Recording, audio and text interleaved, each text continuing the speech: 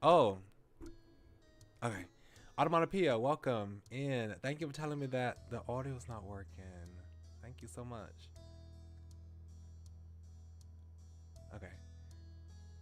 You know what? I can just go ahead and I'll just go ahead and read because I haven't been in here too long, so I'm gonna go ahead and redo it. But how are you? I hope I haven't left you waiting for too long. Hope you're having a good day today. Okay. So yeah, I've been streaming for 11 minutes with my mic off because the cord to this microphone was unplugged for some reason. Okay, so we're gonna start from the beginning. Sun beamed in through your window, warming your skin as you lay comfortably on your bed. With your arm hovering in the air, you held out your phone above your face, squinting against the sun to read the latest text Cove had sent through. He was out with the group he had volunteered with, Orca, doing some kind of activity. They had been at it since early that morning, and he had been keeping you updated by messenger. The latest one explained how he had just finished cleaning up the beach and was now heading over to man a stall on the shopping street to sell tickets for a fundraising dinner. Before then, he wanted to call. He didn't mind that and replied saying as much. As you waited for it to come in, you let out a big breath, thinking of the formal dinner that Orca organized. Being a completely fundraising focused event for large donors, it was crucial for the organization projects in the year to come. That's why Cove had been so busy lately. All you had heard about it so far was that it was a prim and proper occasion with speeches and everything. And then the notification popped up, an incoming call. You picked up immediately. Hi. Sorry. Hey Pascal. Sorry I don't have time to talk, but this is my chance, so you know. So I picked, it sounds like you're doing a great job. So I'll just do that again.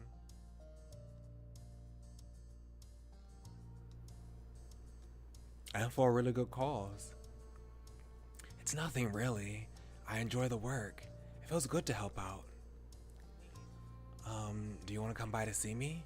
At the booth, I mean. Sure, why not? Okay, cool. See you soon. It's just down the shopping street. You'll see it. Alright, bye. See you. After some temporary goodbyes, you tucked your phone away and pushed yourself up from your bed. Heading downstairs, you found Ma lounging in the living room, seated on a couch with her legs tucked up and a magazine on her lap. She looked up at the sound of your footsteps, giving you a smile. Hey, sweetie, what are you up to? Cole just finished his first Orca activity. He's going to the shopping street to sell tickets for the fundraising dinner. I'm going to meet him there. That's fantastic. Good idea. That sounds wonderful. She nodded happily, then her face fell a little as she put her magazine to the side. I'm still sad your mom and I can't make it to the dinner that night. She seemed honestly disappointed, but her face brightened again when she looked at you next. You'll be going, right? I can buy the ticket for you if you don't have enough. What's the price? Thanks, but Cove hasn't mentioned how much it is. I'll check it out when I'm there. Perfect. Just let me know how it goes. You agreed with a nod, walking backwards towards the door. Thanks, sweetie. Have a good walk. And tell Cove I said hello. I will. Bye, Ma. Strolling out the front door, you shut it behind you and let out a deep breath. You had known that the event was coming up, and you'd most likely be going to support Cove, but you hadn't thought about it too much before now. With a small nod to yourself about everything you have to do, began the walk to the shopping street. I keep saying shopping district. Shopping street. You hit the shopping street and casually walked along beneath the afternoon rays, window shopping and browsing through the various stalls that were set up around the place. It didn't take long until you spotted Cole's bright seafoam hair behind a counter and a banner advertising the fundraising event. He caught your eye as you headed over and stood from his seat with a smile, pleased to see you arrive. He stood still, gaze stuck on you, waiting until you approached the counter. You came right up to the front of the booth, expecting the little plush sea animals that decorated it before turning your smile to Cove. Pascal! Hey, good to see ya. Hey, you made it. Have you settled in and everything? He nodded, taking a quick survey of the simple booth. I appreciate getting to take a seat for a while. The beach was great, but it's nice to be off my feet for 5 seconds. He chuckled. You were glad to see that despite all the work he had been doing, he was in high spirits. He seemed to really enjoying the work, really be enjoying working with the charity. So, how much are the tickets for the event? He hesitated for a moment, rubbing the back of his neck awkwardly. They're $150. I only found out today. And I said, that makes sense. I've been to fundraising dinners before for a private school that my sibling went to. But I don't think we ever had to pay for a ticket. We had to work. Like my family and I, we worked at the event, managing the auction. So maybe it was free. Maybe you just had to pay for the auction. There's a bunch of items for auction. So I've done that for several years. So, but I'd imagine that $150 is probably a reasonable amount for such an event. Sounds like a pretty reasonable price for such a fancy event. I've seen way more expensive ones. Cole shrugged, glancing down at his clipboard as he answered. It's definitely not something I would normally be at, but it seems to fit the type of people who are into that kind of thing. Most people that bought tickets wrote a check for it. I've never written a check for anything before. You laughed briefly and shook your head at him, and upon seeing the look on your face, he trotted off and cleared his throat softly. A couple of people did have cash though, but yeah, that's the answer to your question. Still, I'd like for you to be there. I'll get you tickets so you don't have to worry about that. You just have to come. You will? Group members get to bring a guest? No, we only get entry for ourselves, and it's only people who volunteer a certain number of hours, or if they're actually part of the team running it. So basically, I'm gonna buy it for you. You were shocked by that. It was so thoughtful of him to offer. No way, I'll get my own ticket. Thank you. I can't let you do that. It's too expensive to be a gift. I'll make it up to you somehow.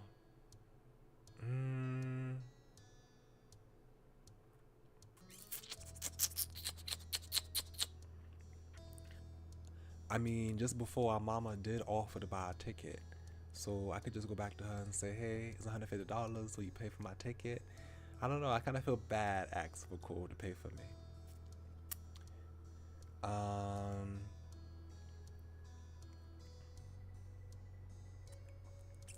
I don't know if I should say you were shocked or I can't let you do that. I said I can't let you do that. I can't let you do that. It's too expensive of a gift. Come on, please let me get it for you.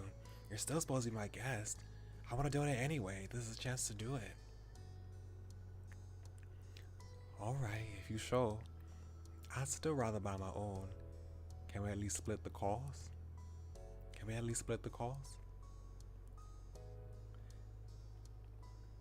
Cove gave you a gentle look, his shoulders dipping as he relented to your compromise. You know you're worth having there, right? I'm not making myself miserable by offering, but I don't want to make you feel bad by being pushy, so we can do that. Just promise you'll get a ticket, okay? I promise. Cool. What matters to me is that you're there. Oh. You smiled at him, satisfied with the outcome that you were a lot more comfortable with. He glanced over his shoulder quickly before turning to you, his lips tilting mischievously at the corners. I'm not supposed to, but if you want, you can sit behind the counter and keep me company-wise. Sell tickets? You bust out laughing. Heck yeah! You were such a troublemaker even when doing volunteer work. You nodded and grinned at him. Yeah. You didn't have anything else planned for the afternoon, so it could be fun to hang out. The afternoon passed in a blur, with you and Cove laughing and chatting between ticket sales. As the time drifted on and the sun sank lower in the sky, 6 p.m. finally rolled around and you helped him get everything packed up to call it a day. As you head back home together, you thought of the fundraising dinner and how close it was now.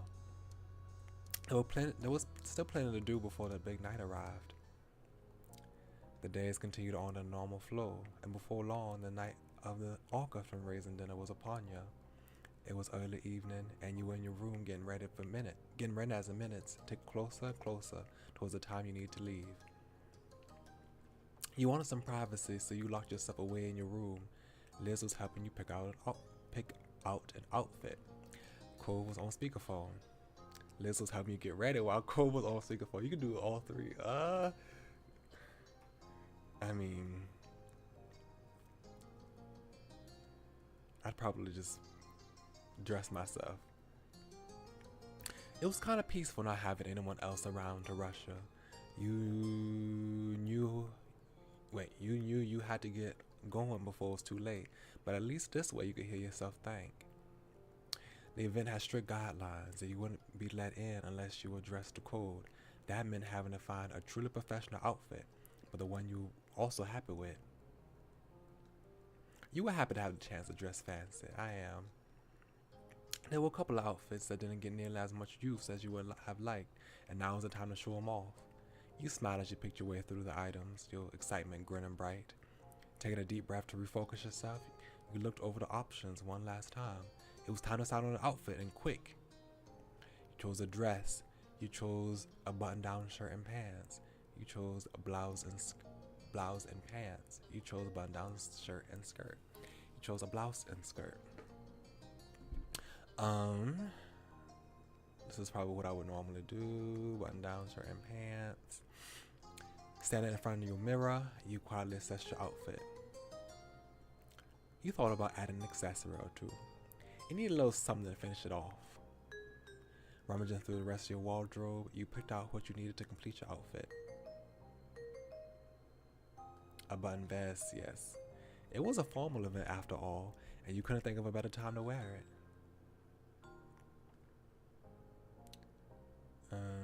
A tie. Standing in front of the mirror, you looped the tie around itself a couple of times before pulling it tightly and securing it in place.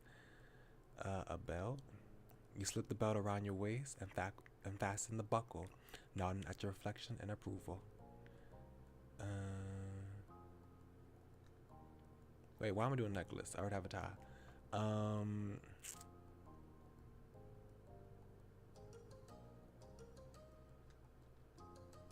Okay, so let me do vest, belt, pair of earrings. You hurried to put on a pair of earrings to match your outfit, aware that time was running short.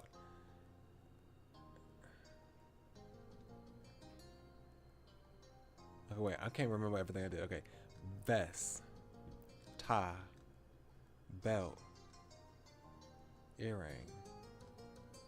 There we go. And with that, you decided to apply makeup. Leaning up in front of the mirror again, you grabbed your makeup bag and applied what you needed. Let us do.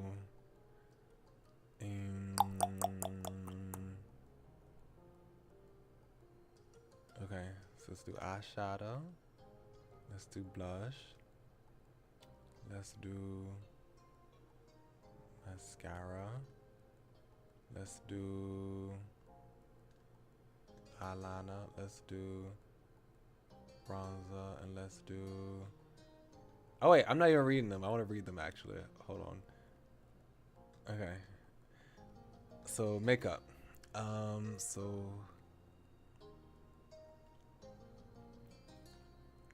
you chose a color to complement the rest of the look and swiped it over your eyelids, taking care to blend it well. Eyeliner. You carefully applied the liner to your eyes to give more definition and presence. Mascara. With your lashes fanned out like that, your eyes really stood out. Blush. You swept your blush across the apple of your cheeks. Bronzer. A sun-kissed glow would work perfectly with your outfit. Dipping your brush in the bronzer, you dusted the golden color over the contours of your face. And then we'll just add lip gloss. Popping the wand out of the tube, you applied a glossy sheen to your lips and puckered them together, and that's it. Finally, you were dressed. It had all come together.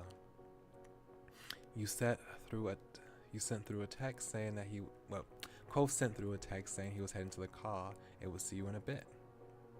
You carefully headed downstairs and into the living room where your moms were waiting for your appearance. As you entered, they both stood up from the couch and came over to you smiling broadly. You look so wonderful, Pascal. And very mature, too. Nice work, kid. They continued to coo and fuss over you until you managed to brush them off. Ma took Mom by the arm and held her close, the two of them admiring you proudly. Thank ya. It felt a little strange to have everyone's attention on you, but you liked it nonetheless. Liz smiled at you from where she stood, her expression soft. Ma came in to give you one last hug, and before you knew it, another pair of arms was wrapped around you, and then a third. Both Mom and Liz giggled as they hugged you tight. We hope you have so much fun tonight. We won't wait up for you. Stay as long as you need. You're old enough now. With a last wave of goodbye, you left your family and approached the front door. It was time. Stepping out into the night, you closed the door behind you gently and looked out across the street.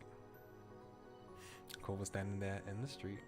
His eyes met yours immediately, as if he were watching your house for a moment before you would come out. He smiled bashfully. This is kind of like what it's kind of like what he wore at the soiree. He had a black button-up shirt. Is it black? Maybe it's like navy. But it's like a dark button-up shirt and a black pants. That's kind of what he was wearing that time too. Hey, Pascal. Hey, I hope you're ready to do this.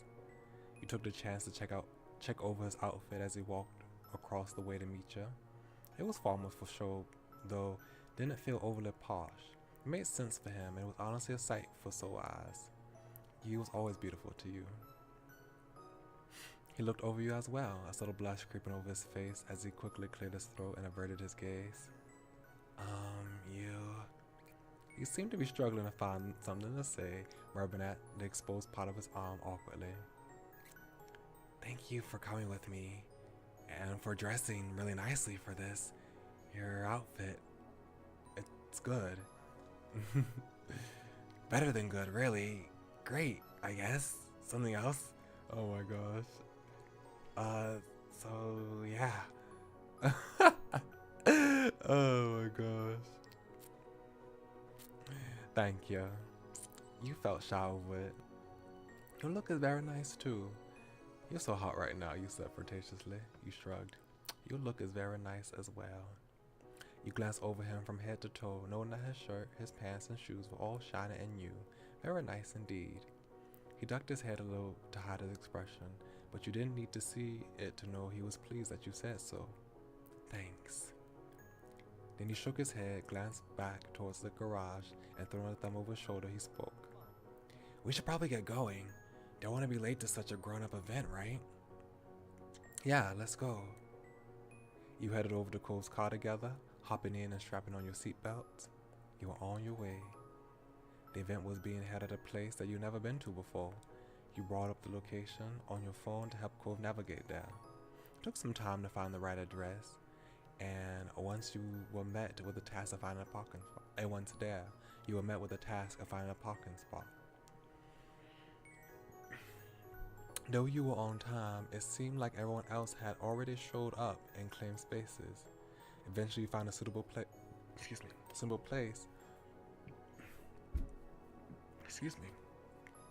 Before realizing that it required payment. Oh my gosh. Cove covered the amount, taking the ticket from the machine and leaving it on the dashboard of the car. Ooh, nice. This is fancy. Oh, okay. We got a stage with some lights. We got an aquarium built into the walls. We got nice blue tables with, what is that? Fish lantern type things. Fancy dishes and stuff like that. A dance floor. Nice. Despite the small holdup, you managed to ultimately make it to the event and confirm you were on the guest list before being shown to the dining area. Cole whistled low as he looked around, taking in the extravagance of the room. Chandeliers hung from the ceiling, and the entire place was decked out with beautiful oceanic displays. You were stunned yourself. It was extremely high class, even more so than you had already expected. It's so nice. This is the best looking event I've ever been to. It's too frilly for me. It's so overdone. Could be what? Could be worse. You didn't comment. I mean, it is nice. It is real nice. But I will also be thinking in the back of my head, if this is supposed to be an organization to try to raise money to fund the cleaning of the oceans and things like that, why does it seem like they just spent a whole bunch of money for the venue? You know.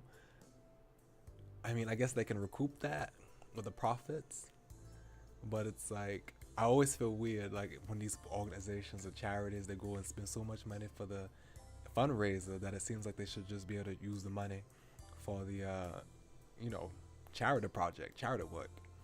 So I don't know, but it's nice. My first thought is not to be critical, just to admire. You had to be impressed by the work that had gone into making everything look this lovely and how everyone had dressed up in their best outfits for the night.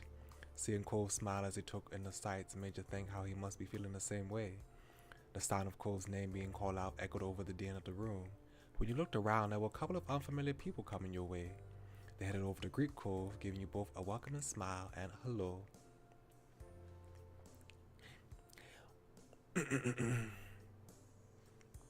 We're glad to see you can make it, Cove, especially after all the hard work you've done to make this night happen.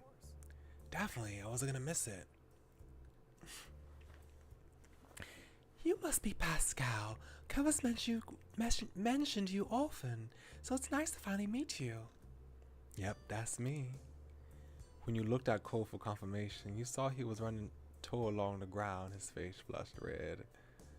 Pascal and we've known each other for a long time. Since we were kids.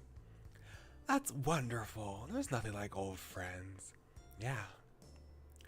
Cove, we have to thank you for everything you've done for Orca. You're always welcome to join in more activities when they come up. You too, Pascal, if you ever decide it's something you're interested in. You nodded your head in understanding, giving a small smile. Well, we better head off to greet the other guests. It was lovely speaking with you both. You all said your goodbyes and they faded into the crowd, leaving you and Cove on your own once more.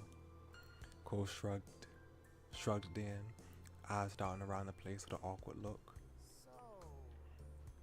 I guess we should talk to more people. There isn't much else to do at an event like this. You found your way into groups of people who were standing around chatting while some light music played in the background. Servers with large silver trays were gliding between guests, offering drinks and canopies. How do you pronounce that?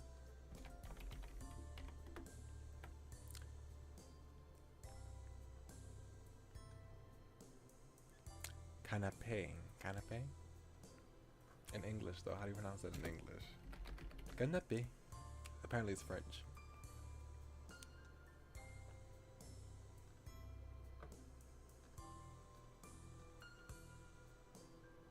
Okay, canapé. Okay, canapé. Okay. Cole was clearly hesitant to actually approach the people, but he was able to respond when various people greeted him first. That's me. You enjoy talking to so many people, different people, both guests and members of the organization alike, and you find yourself enjoying the company. The sound of the microphone crackling came from the podium at the other end of the room. Someone who you assume must be the host for the event was asking everyone to sit down in preparation for the meal and speeches. You and Cole looked at your table, finding it easily enough by the little name cards that were placed delicately beside the napkins. A few others joined you at the table, though they weren't anyone that you recognized. The host was still speaking as people were settling, starting off the speeches by giving a welcome to everyone attending. She went on to provide some information about Orca, which you suppose was for the guests who weren't a part of the organization and the purpose of the fundraiser tonight. Orca's goals, as she explained it, were to aid in the conservation and restoration of oceans and beaches. There were many people who had helped to make the group as successful as it was. When she read off a list of the several volunteers who worked on making the event happen, Cole's name was the first one to come up. Was one of the first to come up. His cheeks flushed with shy pride at that. No, he's so cute. As she continued on to thank the large donors for the event, he checked over at Cove. He was still grinning happily to himself and tapping his finger over the tops of his knees, pretty pleased to have been mentioned by name. You laughed quietly at his reaction. You rolled your eyes. You were excited for him. You tried to keep focus on the speech. It was good to see all the hard work paying off, but his giddiness was also funny. While the host continued speaking, several servers dressed in black was setting the first course of the menu in front of the guests. One of the servers set down a plate in front of you, and you thanked them quietly before looking over the dish with interest. You recognized the dish as a simple Caesar salad. The host quickly wrapped up the end of her speech, thanking everyone once more before inviting you all to begin your meal. Anyone who had included a special dietary note when signing up for the event received a vegetarian version, and there was also small baskets of bread set around the table. I will eat both the salad and the bread.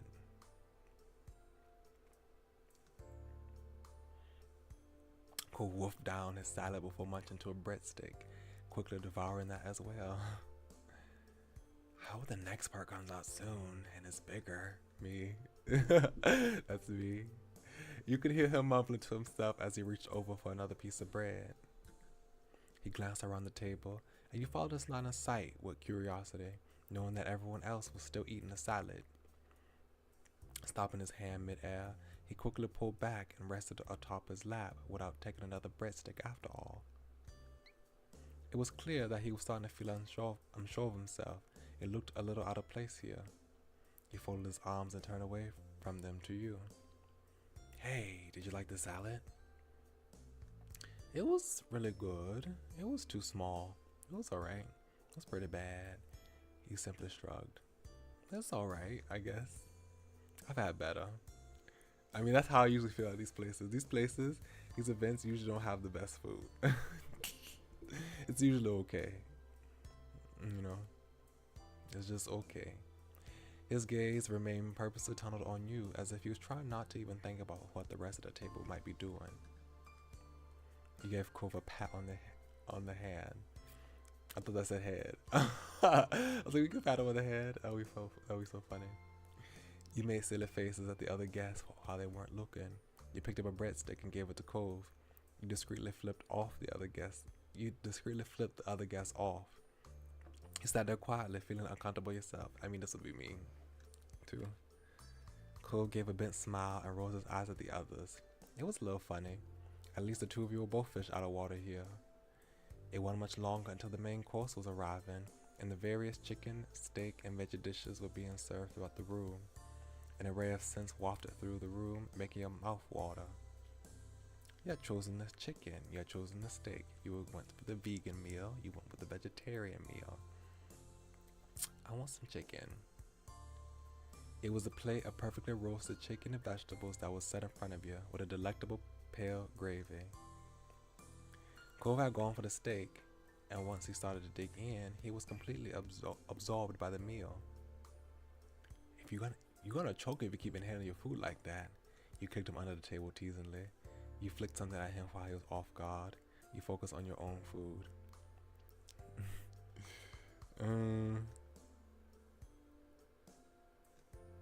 You're gonna choke.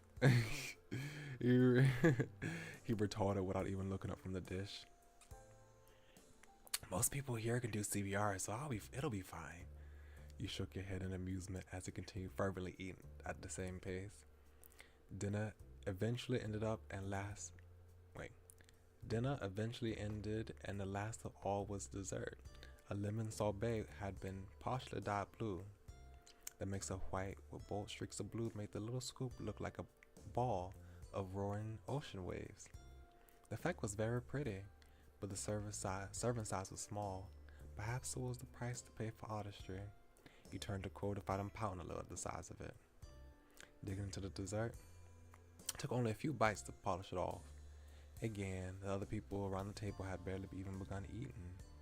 An unimpressed air settled over him as he sat back in his chair, sipping at his water unhappily.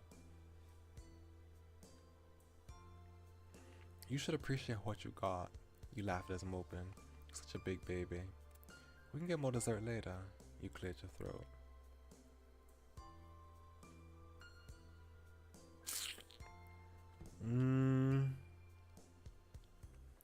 We can go get some more dessert later.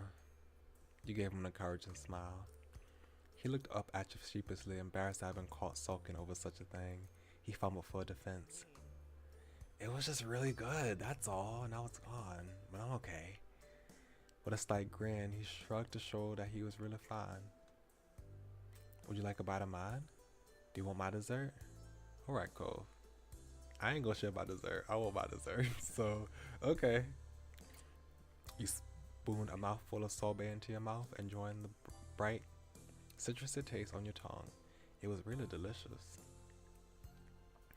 Another person from Orca got up on stage to make a speech as everyone was nearing the end of their meal. They spoke mostly about the individual projects that the organization was working on and their plans for the near future, as well as encouraging anyone who was interested in considering volunteering. Cove bent forward over the table with his chin bounced on a hand, listening attentively to the words. As they came to a conclusion, everyone gave them a round of applause. Cove caught your eye and smiled. You wonder what will happen now. And then the lights dimmed. A couple of spotlights came on, projecting a water light effect around the room. The guests gushed over the ambience. And you looked around with wide eyes at the ripples on the walls. The DJ that had previously been playing some soft mood music in the background announced that the floor was open for dancing, slowly turning the volume up so it drifted through the space. When you glanced at Cove, his eyebrows had shot up, and he mumbled quietly. I didn't know there would be dancing. Guess it makes sense now that I think about it. He gave an awkward laugh and you both watched as people rose from their seats. It was clear now that many of the donors were couples. A small crowd had started to form on the dance floor, and DJ played a romantic song to get everyone started off. Cove let his gaze float over the small sea of guests, and he seemed lost in thought. A serious expression settled on his face, making his eyebrows dip. Slowly he turned to you, though there was something cautious in his approach. Do you... would you want to dance with me? I'd love to. I was gonna ask you the same thing. I don't really want to dance. I'd love to. His face lit up. You could tell even beneath the dim light. He nodded firmly as he rose from his seat. Do you notice his hands were shaking at his sides? You walked out onto the floor together, hesitating a little when you turned and stood face to face. Cove had a hard time meeting your eyes, but he lifted a hand for you to take, unsure of what else he was meant to do. You accepted his hand easily and gave him an encouraging smile. Aww. It took some doing, but amidst your nervous laughter, you managed to find a comfortable enough position and set a rhythm to the music. It was quite nice after that. Every time your eyes met Cove's, he would look away quickly, but he seemed to be enjoying the dance nonetheless. Eventually, he felt comfortable enough to speak. A lot has happened, huh? You nodded faintly. You weren't sure if he meant just today, the summer, your entire time knowing each other. But it didn't really matter. It was true either way. Thinking back to the years you and Cove have been neighbors, it was difficult to try to reflect on it all at once. I'm glad we ended up here. He gave you a soft look and you beamed, knowing that it could also mean many things. But from his tone, you were certain that he didn't only mean here at this event. It was more than that. There's nowhere else I'd rather be. So am I. I think we had to tell your dad thanks. You couldn't even speak. You chuckled happily at the two of you and the long adventure you'd been on. So am I. This party eventually started to wind down, and at least it came to an end. When the main lights turned on, you blinked against the brightness of them, making sure you still had Cove in your sights. One final speaker came up to the podium on the stage, thanking all the guests for coming and wishing everyone a good night. It was bittersweet to see it come to a close. Your time with Cove here was precious. At least the memories could be brought with you. Given the space one more look, you walked together with Cove out to the parking lot. Other guests were doing the same, so you got stuck in a bit of a crowd. Though Cove was so tall, you could always see him, and it was easy enough to not get separated. The parking lot itself was quite big. Excuse me. And even more noticeable, now with fewer cars blocking the view. It took a little while to actually locate Cove's car across the its expanse. Eventually you found it, and the two of you bundled inside the vehicle and buckled up. The trip home was quiet, as you both silently reflected back on the experience. The event had been the biggest night of the year for Orca, and now it was over. All over, just like that. Outside your window, the surroundings soon became familiar, and you found yourself back in your neighborhood. Cove pulled the car into the driveway and put it into the parking lot. Put it into park, before letting out a relieved breath. Home sweet home. Yeah. After climbing out of the car, you walked slowly down the road, Cove coming over to stand beside you. You stopped in the middle of the street, right before your house and his, and turned to him, finding him in the process of opening his mouth to speak. Strangely, he clamped his lips together, as though he had suddenly thought better of it. You also stayed silent. That was quite a night. Good night, Cove. Thank you for taking me tonight. It's kind of awkward. This is kind of awkward. Thank you for taking me tonight. Thanks for coming with me. You stepped in for a hug. You ruffled his hair playfully. You gave him a friendly nudge. You patted him on the arm. You waved goodbye. What you can do? We can give a hug. You went forward and wrapped your arms around him, and he returned the gesture, squeezing tight. Night, Pascal. With a last whispered smile, he left towards his front door. Figuring you couldn't linger in the street for much longer, you crossed the remainder of the road and did the same. When you reached your house, you pulled out your keys and stuck them into the door, trying your best to be silent about it. Opening the door a crack, you turned back to look at Cole from over your shoulder. Your eyebrows lifted in surprise to see that he was doing the same, holding his front door open, but waiting for you to go inside before he did. You shed an amused smile before you both stepped into your houses, locking the door behind you. It was quite late, so everyone else was already asleep. As quiet as a mouse, you tiptoed up to your bedroom and changed out of your formal clothes into your pajamas. Now that you were finally home, you were exhausted. You brushed your teeth and got ready for bed in the darkness before crawling under the covers and letting out a heavy breath. It was still strange to think about how that was it. The build up to the event like that was so much. Now it was completely behind you. Your mind was busy with rapid yet muddled thoughts as you faded closer and closer to sleep. As unconsciousness creeped up on you, you felt more content. It was a big deal, but there would be more in the future. You could accept what it had been, and you could dream about what you'd get to experience next.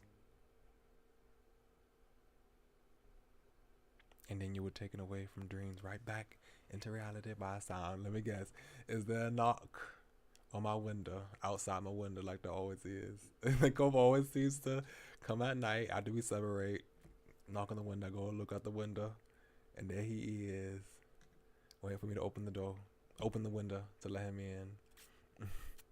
Your eyebrows pinched together, fully unprepared to be part of the waking world again. The day was over, and it had been an eventful one. Yep. Oh, you always do this. Always. But you heard another noise. It was a tapping. Your eyes flew open. The window. There was a tapping that came from your window. Cove holding. You slowly forced yourself to get up. You went over to let the guy in. You rushed over to him. I mean, at this point, you extricated yourself from your bed, yawning. You stretched your arms and then made your way to the window. There was another tap right before you arrived. When you pulled it wide open, Cove was indeed there. You had not been surprised to find Cove awkwardly crouched on your window ledge at this point. At this point. However, you were taken aback to see that he was a little overdressed. Cove hadn't changed out of his formal clothes. You also noticed that he was perched clumsily. You didn't know if it was because he was trying to keep his fancy clothes clean or if he felt weird about something. His body was too stiff and awkward. Even before that, Cove was normally all thumbs. Wait. Even given that Cove was normally all thumbs, he looked off balance, significantly more than usual. Cove smiled sheepishly. Hi, Pascal. Hi. Cove, why are you here? How come you're dressed like that? It's nice to see you, Romeo. Have you looked at the clock? It's too late for this. He remained silent.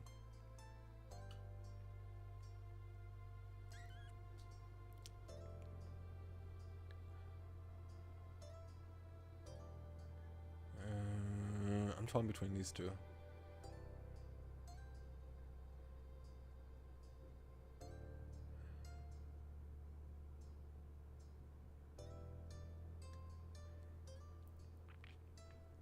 I'll just say hi, yeah.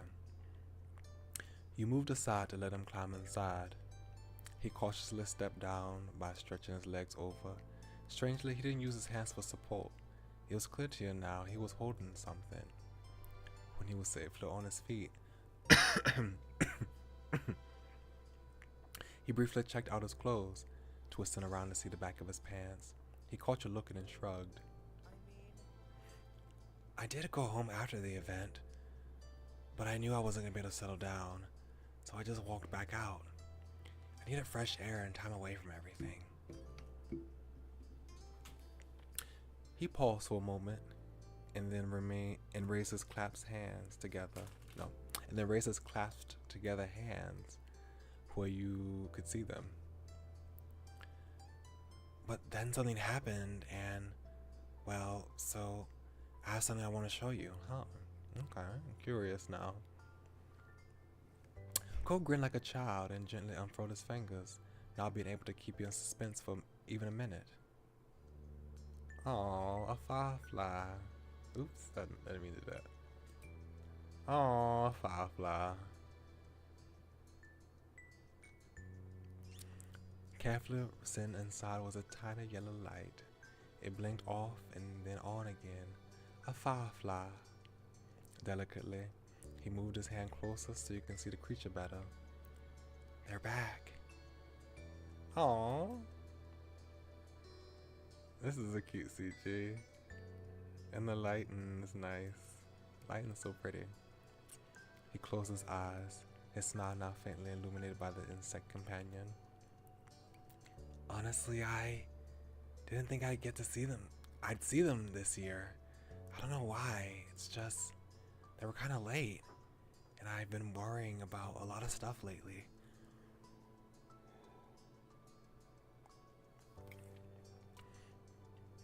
He could tell that the firefly genuinely lifted his spirits. He seemed at peace, and he wanted to share that with you. The fact that his first thought after discovering the fireflies was to come over and celebrate the joy with you made you suddenly feel very cherished. Cove opened his eyes, but he looked away, not being yours. Oh, that's a nice smile. The other smile that you just had was cute, but this is a nice smile. Really handsome. It's really nice, I think. Even if the fireflies disappear for a while, doesn't mean they're really gone. They'll come back. I can see them again.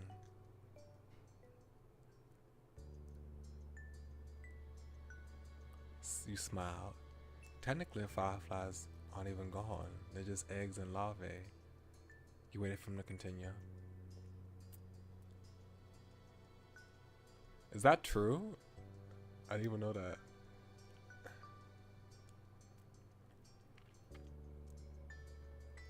Even though I personally did not, even though I personally did not know this fact, I would be that one person that says stuff like this. So I'm gonna just do it for the sake of my character development, even though I didn't know this particular fact in general. He laughed and shook his head amused. He gestured for him to go on and he nodded. Cole looked at your face, his smile now fragile. Makes her think about the two of us. We're together, then we say goodbye, then we're together again, day after day, it makes me think of us, think about the two of us. We're together, then we say goodbye, then we're together again, day after day, year after year, and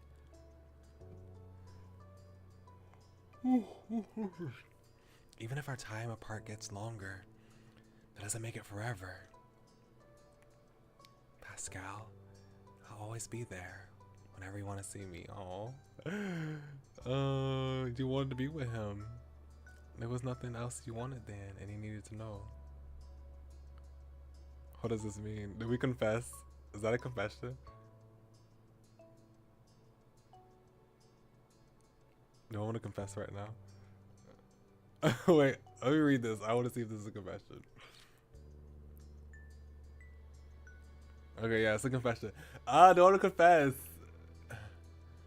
I feel like this might be a good night.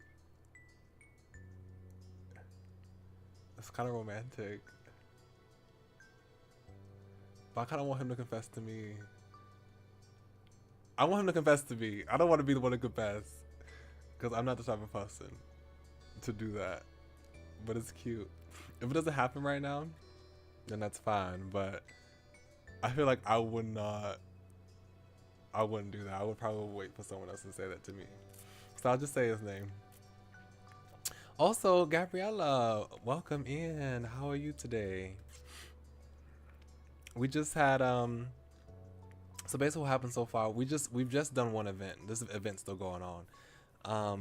But in this event, there was a formal fundraising dinner for the charity that Cove volunteers for, Orca, the one that cleans the oceans.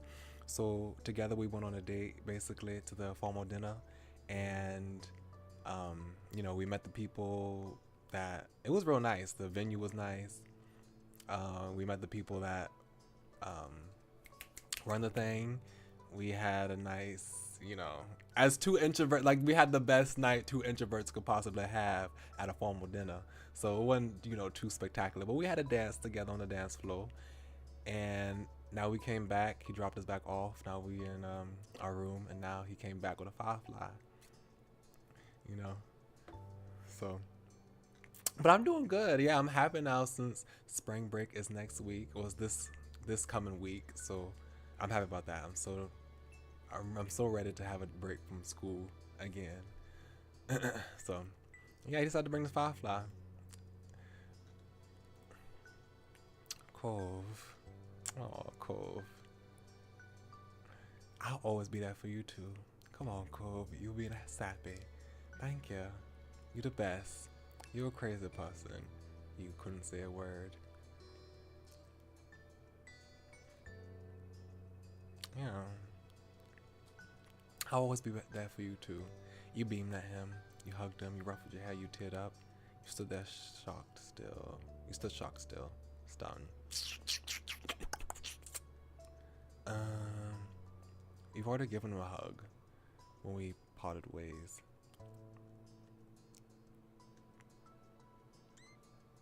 I just beamed, yeah. He smiled back in return. He let the moment be, content and happy.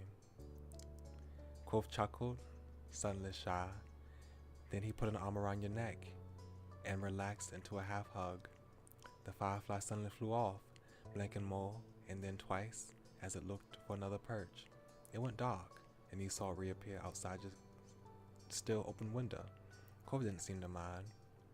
He looked at you, affection plain on his face. Hey, do you want to go out to the hill? The fireflies are still there. Yeah, let's go. You nodded yes. You shook your head no. Maybe another night. It's too late, I'm tired. You nodded yes. You might as well. Cove brightened. He was practically bouncing at the thought of a secret excursion before he suddenly became bashful. How should we leave? We could just try the door. We don't have to do the window thing, but maybe that bother your family? You both chuckled at how awkward it'll be if your mom's, or was Liz, so you're going on a midnight firefly catching trip. You'd be sure to avoid that.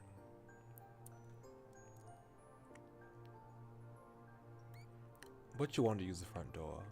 You could leave from your window. Have we ever done this before? I want to try it. Let's go through the window. Cove nodded in understanding. You grabbed some shoes and readied yourself for an adventure. You were glad that there was no way you'd run into another soul outside. Cove would be way overdressed, and you would still be in your jammies. You let Cove go first. He stepped back onto the ledge as you carefully followed. He shuffled along, and soon you reached the garage. You planned to use the fence from there to reach the ground. Cove shakingly climbed down the fence and held it tightly with a death grip. He hesitated for a moment and then let himself fall to the ground.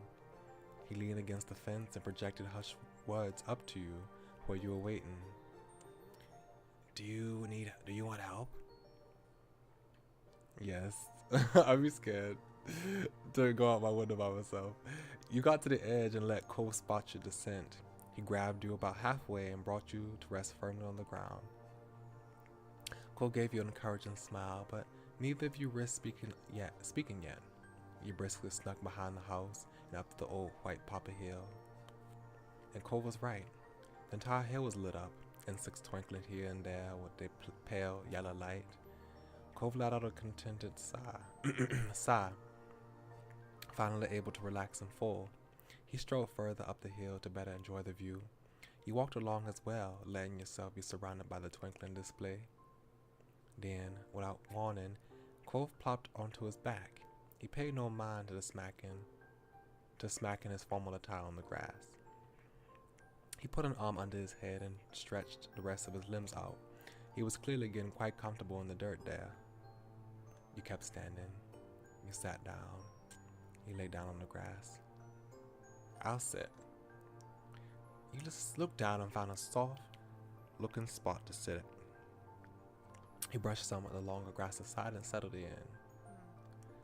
I wonder if Dad will be mad at the grass stains. He tugged at the collar of his shirt. He didn't seem too concerned, just oddly curious. Maybe you should figure out how to clean it before he finds out. His smile bent a little and went silent between you. The only sounds were rustling of bugs in the breeze and the faraway crashes of waves on the sea. You continued watching fireflies. You wanted to catch some fireflies. You asked Cove if he wanted to catch some fireflies. You challenged him to a rolling race down the hill. You asked Cove to dance with you. Oh, he never got a chance to roll with us because he had a cast. Up for a race? We can see who can roll down the hill faster. Cove chuckled and crossed his knees casually. How will we even tell who won? We'd both be rolling. We could shout it. Or maybe do a quick check for the other as soon as we reach the bottom. He tilted his head towards you and uncrossed his legs. Well, I'm already in position. Let's do it. With a smile, you wondered if he had a disadvantage in his formal wear. Then again, it wasn't like pajamas. It wasn't like pajamas were made for rolling either. And even though you were already on the ground, you twisted the way you were settled to be more prepared. Then you stared each other down. It was almost time. This was serious business. You know the rules. On the count of 3. Nodding, you tucked your limbs in tight and prepared yourself. 1, 2, 3. Go! You held your body sideways. Could only imagine Cole was doing the same. You were rolling, and then the hill was suddenly over. It felt like a much shorter trip than it used to. You stuck your dizzy head into the air and locked eyes with Cove. He was already down there as well. You were both breathing heavily with satisfied expressions creeping onto your faces. I made it down first. You won. Looks like we tied. Did you see who won? I didn't. You stayed silent. Did you see who won? Cove looked amused and unsuccessfully hid a laugh behind a hand. No, that was a tie. Cove dropped back to his side and rolled the rest of the way over to you. You couldn't stop yourself from laughing and laid down next to him when he arrived. The hour grew late. The fireflies mostly dispersed until only a few stragglers remained. Then, even if they blinked out of sight, leaving you alone with Cove in your thoughts. It felt as though it was a night that would never end, but you knew it would have to, all too soon. You were only grateful to have been part of it. There were some moments to treasure, and you already knew you'd be remembering them for a very long time. Aww. That was nice. That was cute. I'm glad that we finally got to do that race that he never got to do anyway. So drive. Like a lazy cat, you stretch your arms above your head and yawn, blinking your eyes sleepily. The day was warm and pleasant, and you were lounging on the couch in the living room, finding it difficult to do much in that moment. Your moms and Liz had gone out shopping, looking for some new items for your sister to take back and decorate her college dorm with. They had asked if you wanted to go with them, but you declined. For you, today was all about relaxation. Cove dropped by to spend some time with you, content to join in with doing nothing. The two of you have been chatting idly as you laze around, talking about the other things you plan for the summer. You would sit next to him. He sat on one couch while you sat on your own. He sat on one couch while you were fully stretched out on the other. You were stretched out across him as he laid on the couch, as he sat on the couch. I'll sit next to him. One of his legs was stiffly crossed over the other, and he had barely looked at you the entire time he'd been there. The day dragged on, and you find yourself yawning more and more often between conversations. It almost dozed off completely, when suddenly a buzz rang out, disturbing the silence. Your phone was on its charger in the kitchen, so it couldn't have been that. Cole pulled his own phone from his back pocket and checked the screen. His movement had jostled you, so he tried to readjust your position to get it right again. It's my mom. Oh, do we get to hear from her again? It's been a while. Cole waved his phone in the air, giving you a small smile. Oh no, he's gonna leave. Never mind. I'm gonna take this. I'll be right back. He made a small noise. Why'd you have to leave for that? Sure. Okay. It's your mom. Can I keep it? You held on to him to keep him there. I want to talk to his mom, but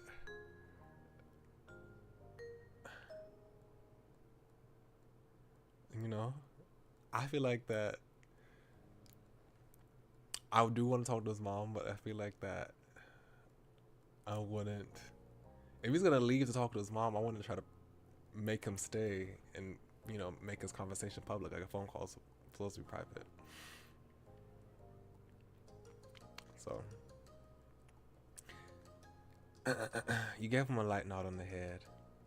He got to his feet and stretched out, answering the call and holding his phone to his ear as he headed off. Hey mom, what's up? Tell her I said hi. Don't keep me waiting long. You blew him a kiss. You waved him goodbye. Tell her I said hi. He turned to give you a nod, smiling as he walked backwards towards the door. The lock clicked behind him as he exited the house, and you sank back onto the cushions, idly trying to decide on what to do next. After electing to grab your own phone from its charger, you resumed your position on the couch, tapping away at the screen.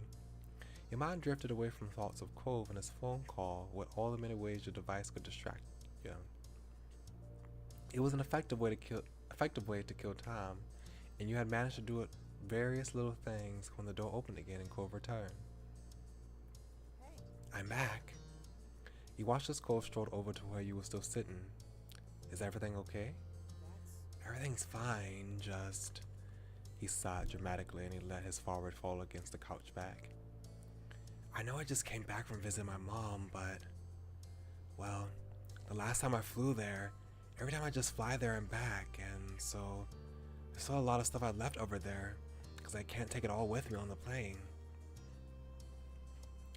Now that I'm not gonna be visiting her like I used to, I have to go get it back. I have to go get it at some point. He gave you a look that you thought almost seemed almost guilty. Some of it's pretty big, so it's not very practical to have it shipped. I can drive over and pick it up. When will you go? Okay.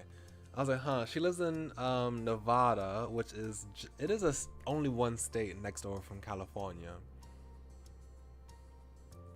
Like Southern California, like the southern half of California borders Nevada to its right. So yeah, he could drive. He could drive. I don't know how long it would take though. That's what my mom wanted to know. She thought it'd be best to do it soon before things got even busier. Is that what this drive is about? We're gonna be riding with Cove to Nevada? He paused and let out a soft sigh, his shoulders dropping as if he really didn't want to be the one to have to tell you that. I think that's probably the idea that makes the most sense too. It'd be good to get it over and done with. I'll be setting out as soon as I can. Oh, another trip already then. He sighed and dropped his head again. You could tell he wasn't any happier about having to go than you were about seeing him leave. It's not a big deal. Fine. Are you just trying to get away from me? You know what to say. It's okay. The quicker you leave, the quicker you come back, right? Yeah. Looking again, you met his bright aquamarine eyes, finding a sad smile tugging on his lips. Suddenly his eyebrows jumped and his eyes lit up like a lamp. You can come with me. What? You should come. My visits to my mom's are usually special so she and I can spend time together, but this time's not like that. It's an errand. My plan is to drive out one morning and spend the night, and then we can pack up the car the next morning and turn right back around. It'll take 2 days for the whole thing. You thought to yourself a moment, amused by Cole's excitement. Are you sure it'll be okay if I go? Yeah, why not? I could probably use a company. It's a pretty long drive for one person. A sprinkling of color spread over his cheeks as he admitted quietly. And I just like to have you around. Plus, you have a chance to see my mom in person. I know she'd be happy to see you again. You shrugged casually, smiling as you officially let Cove talk you into it. Let's do it. A road trip with the two of us seems fun. I have to let my moms know, but as long as we have got nothing else important on the days we pick, then there's no reason I wouldn't be able to go. Cole's face brightened, and you were sure the prospect of having a travel buddy made the task seem less tiresome. I'll call my mom back and tell her. We can pick a time right now. You spent some time together going over your schedules and making plans for when you could take the trip. You need to fit it in around both of your work schedules, which took a bit of doing, but it came together in the end. Luckily, it was only a 2-day trip, so finding a couple of free days in a row wasn't impossible. It wasn't long before the dates were finally set and all the plans were made. You were excited for the trip. You were content with the plans. You were nervous. You were feeling unsure about everything. I'm excited. We get to see Kara again. A short trip sounded like a perfect way to spend some time. You could listen to music, eat snacks, enjoy the open road. No matter what you thought about things, this morning when you were due to leave, no matter how you thought about things, the morning when you were due to leave arrived. It was cooler than usual, the sun barely peeking over the tops of the houses. You stood inside your house on the footpath near the road, waiting for Cove. You yawned loudly, covering your mouth on the back of your head. Mornings were always a struggle. With your travel bag clutched in one hand, you watched as Cove finished packing his car. He had organized all sorts of things, water bottles, snacks, and who knows what else. Cove insisted that he had everything under control and didn't need help. At least you could rest easy, knowing that it was all taken care of. As you waited, you glanced over Cove's car. You knew it well. It used to belong to Mr. Holden, and when Cove had learned to drive, he passed it on to him. His dad had taken the opportunity to get a newer one. It was pretty old at this point, but that served both of them well so far. You just hoped it had enough life in it to survive a trip as long as the one you were embarking on. What if we do the car does break down on the way? A slam of a door closed and made you jump. You snapped back to focus and saw Cove was walking towards you. He dusted his hands off on his pants and tilted his head towards the car. That's it. Ready to go? Yeah, I'm ready. He smiled and stepped aside, giving you the space to situate your own bag where you wanted it. Once everything was safely inside, he glanced back at you. All right. We should get started. It's gonna be a ways to go. Woo! You gave him a high five. You hugged him. He smiled back with a nod. Just smiled with a nod. The two of you climbed into the car, buckled up, Cove in the driver's seat, and you set in shotgun. His eyes moved to you. Thank you. Thanks again for coming on this trip with me. Of course, no problem. After checking the mirrors and started the engine, you pulled out the driveway and the trip began. With a small sigh, you got cozy into your seat and watched the familiar houses in the neighborhood pass by. Cove reached over to turn on the radio. A crackle of static mixed with odd snippets of song filled the car as he flipped through the stations. Mr. Holden's car was in good condition, but it was, well, older. There was no way to plug in a phone to play music, so the radio had to do. Oh, that's sad. Eventually settled on the top 40 station before sitting back and resting his hands on the wheel. Is this okay? Yes, you know what I like. Yeah, it works. You nodded. Can I change it? I'd rather have it off. He smiled, happy with the reaction. Time flew by, and with the scenery outside your window became more and more familiar. And with it, the scenery outside your window became more and more unfamiliar. It was a little fluttery, being alone in the car with Cole for so long. There was nowhere else you would have rather been. Every now and then you look over and take a glance at him, wondering what he was thinking about.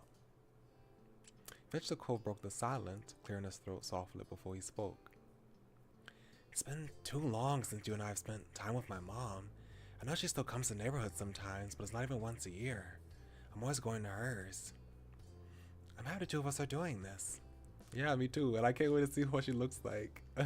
Has she changed at all? But speaking of your mom and trips, remember the time she took us on that crazy drive all across town? He shook his head at the memory, his laughter clear and bright. Oh, I remember. Kept worrying about the papers and shoes while you were having a blast. It was an amazing night. I wonder what I was thinking. Sheesh, I was dumb. It was amazing. He smiled quietly to himself, clutching the wheel a little more confidently. With the crinkling of his eyebrows, a look of nostalgia crossed over Cole's features. Mom always knew how to make things memorable. I can't deny that. Silence slowly crept back into the space, both of you thinking back on that night and all the memories you had of it. Your eyebrow rested on the windowsill. I said eyebrow. Your elbow rested on... How do you rest an eyebrow on the windowsill? Your elbow rested on the windowsill. You gazed out at the world that was slowly coming to life as your morning rolled on by. The sun climbed high into the sky. Luckily, the sunbeams weren't going right into your eyes. Hey, do you mind reaching back for me? Cole gave you a sidelong glance as he drove, indicating with a nod of his head and a tiny smile. I want some chips. Salt and vinegar ones. Okay, you got some taste. That's a great flavor. I don't know how you can eat that. You didn't have a comment on the selection. Stretching out of the seatbelt to give yourself space, you twisted in your spot and reached into the bag holding the snacks. It took a bit of effort to sort through the collection of goodies stuff inside, but eventually the bag of chips sprinkled beneath your fingers as you pulled them out and sat back into your seat. My favorite chip flavor is, okay, if we're speaking of Lay's, I don't know if they have Lay's everywhere in the world, but in America they have there's this chip company called Lay's, and they make potato chips of different flavors. That plain, they have sour cream and onion, they have salt and vinegar, they got barbecue. I think those are the main ones they have. I like sour cream and onion. That's my favorite flavor. It's so good. And I've tasted other brands' version of sour cream and onion chips. It doesn't taste the same. It just doesn't do it for me. But salt and vinegar is a close one too. I like salt and vinegar too, but it's not as much as sour cream and onion. But plain chips are good too. Plain potato chips, I like plain stuff. So plain potato chips is also pretty nice. Lay's are called sabritas where you are. Okay, mostly the same. They have lemon chips. I have to look that up. Sabritas. Interesting. Yeah, they basically have the same logo, just a different name. They have lemon. That's a very interesting flavor. I've never had a lemon chip before. Oh, I see. I looked it up. They have limon. Interesting. A lemon chip. Well, actually, no, that's not true. I've had lemon tortilla chips, but I've never had like a lemon potato chip before. I'm curious. I want to see if I can find that here and see if I can try it.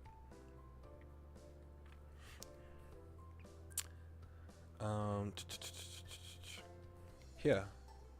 Thanks. Do you mind opening it? His eyes lit up at the prospect of the snacks, and you shook your head in amusement, popping the top of the bag. I'm always so curious. I'm always so fascinated. Speaking about chips again, I'm always so fascinated about the types of flavors that people have in different countries. Like in Canada, the most common chip flavor that people like is ketchup. And to an American, ketchup flavored chips is a very interesting idea. I mean, we'd eat French fries with ketchup, so I guess it's not really that weird if you think about it. But I've never seen ketchup flavored chips in the store. But apparently in Canada that's pretty popular. But I'm curious to try it, but I'm not sure about it. I think like different flavors. I think it's just so interesting to see how different countries like different flavors. Yeah, like I'm not really that. I'm just curious about the idea of a ketchup chip, but I'm not really excited to like. I want to be eager to try one. Okay, you poured a few chips in his hand. You had the bag open towards him. You want me to feed them to you? These options, oh my gosh. Some of these full fright options. Okay, I just hold the bag open. That's usually what I do. With a smile, he dug into the bag noisily, picking out a couple of chips between his fingers and popping them into his mouth. The sound of crunching and rustling filled the car as he reached over from time to time, taking a few more. Ultimately, he elected to drag out an entire handful at once, losing a few chips on the floor. After that, you rolled up the top of the bag and stowed the chips safely in the bag again. Excuse me. When you turned to the front, it was to find Cove crushing the fistful of chips into his mouth, crunching loudly. He wiped his hand on his pants absentmindedly before grabbing the wheel and spilling crumbs all over the place. He's so messy. The way he describes him is so messy. You're like a little kid. You laughed at that. How could you eat that much at once? I'm impressed. You had no reaction to that. I probably laugh.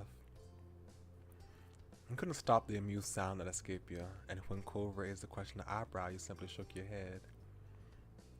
The hours drift by much the same way as that, with the two of you snacking and chatting as the day stretched on. It was fairly calm and quiet, traveling along the open road, and you found little in the way of interruptions. At one point, you passed a "Welcome to Nevada" sign, and Cove gave a tiny cheer. He was in disbelief that the two of you were suddenly all the way in another state like this. Eventually, you had to stop for gas and made a detour at the small diner to grab a proper meal that didn't consist of chips and candy. Oh my gosh. Yeah, you have to love like those little childish quirks, you know. It gives them a little charm. It gives them some charm. After refueling both the car and your stomachs, the drive was back on, and as the sun began dipping beneath the horizon and bathing the sky to wash. Wait. No.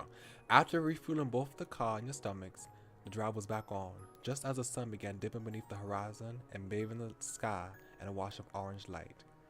Cove informed you that there wasn't too much longer left to go. You were almost there. When night eventually fell in a blanket of darkness, the drive finally came to an end. Cove pulled into the parking lot of Kira's apartment building, the glow of his car lights disappearing as he turned off the engine and let out a heavy sigh. We made it here. We're here. The two of you exchanged tired smiles, having successfully and safely completed one half of the trip. You were relieved to have actually arrived and eager to get out of the car and stretch your legs. You took the stairs up to the building together. After a knock, you were abruptly met by a flash of green hair as Kira opened the door and immediately took her son in her arms. Let's see. Okay. Okay. She got. Yeah, it's like, okay, so it's so interesting. So, yeah, her hair's a lot more wavy this time, and she got some braids. Nice. It's like how, Mr. Holden last step, even this step too, right? He had his hair curled, you know. Oops, I did not mean to do that. Yeah, she got her hair curled. She got on a sweater. I think like her last outfit was a lot more, gave a lot more summer vibes. This one is like nice and cozy. Okay, anyway, I skipped by accident. There, there he is, my gigantic baby boy. She squeezed him for a moment and pulled back so she could examine his face. Are you even taller than the last time I saw you? Cove gave you a look and rolled his eyes amusedly as she patted the tops of his shoulders proudly. You say that every time I'm here. Like, for real, my grandmother, she always is saying, like, wow, you done grown. I'm like, really? You know, I don't think I'm growing no more, to be honest. But every time I see her, she always says I've grown. I think that's just something that people say. As you get older, they always say you've grown. You say that every time I'm here.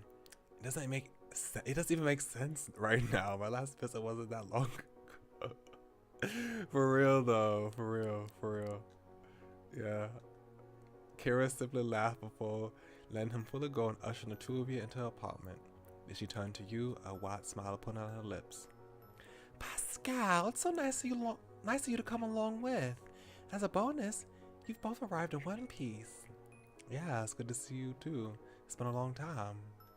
Kira beamed at you both, and while you would have loved nothing more than to settle down and rest after the drive, you could see that she wasn't gonna let you go that easily. Yeah, at this point I'm probably like, let me go to bed, but she ain't gonna do that. How was the trip? I admit I was a pinch worried. You barely made it. I appreciate your concern, but it was alright. You felt the fussing was unnecessary. Let Cove answer that.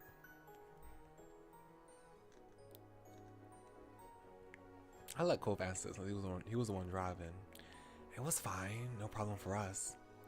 Kira clapped her hands together, the bracelets around her wrist jingling. I'm so proud. I can hardly believe how mature you both are. Where did all those smarts come from? Cole ran a hand over his hair with an awkward chuckle. I don't know. Maybe I got some from my parents. His mom looked at him deeply. Her eyes glistened as she shook the sentimentality off with a wave of her hand. You have to be half asleep already, huh? I don't want to keep you up much longer. Early morning in any whoosies. how do you want to deal with the sleeping arrangements? I've only got my own room and Cove's. The living room couch isn't bad. You can keep your bed, Mom. Pascal can use mine and I'll sleep on the couch or the floor. Whatever is easiest. It doesn't matter for one night. Kara laughed out loud, startling you both. You raised an eyebrow at her outburst, giving her a quizzical look. Oh yeah, you would just stay on the floor. You couldn't even handle that much back when you were 13, with both your parents in the room. Cove blushed dark red and gaped, completely unprepared for to pull out the embarrassing moment from the past. Mom? Let me reread that.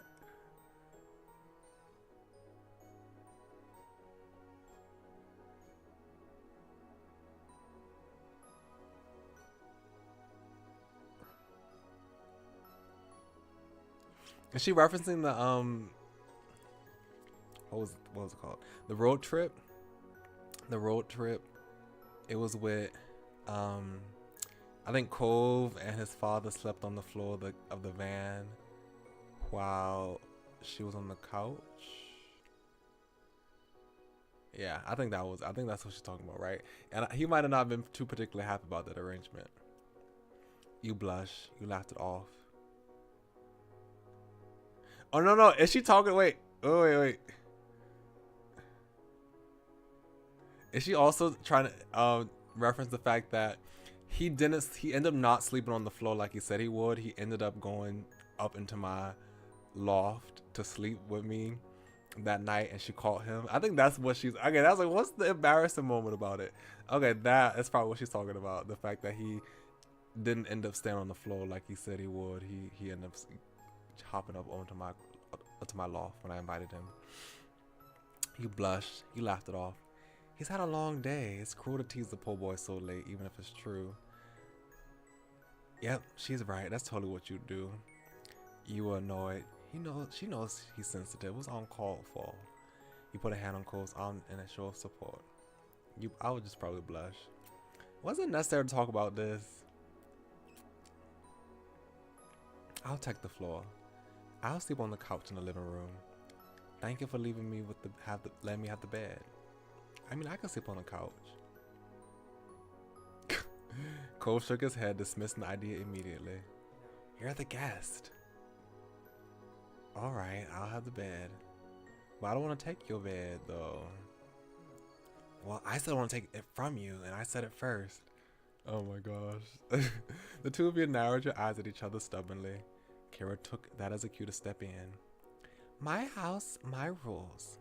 And you know who I have to side with. I'd like you to take the bed, Pascal. You hesitated a moment, but it seemed like you had to accept the hospitality. With a small sigh, you gave in. All right. Cool.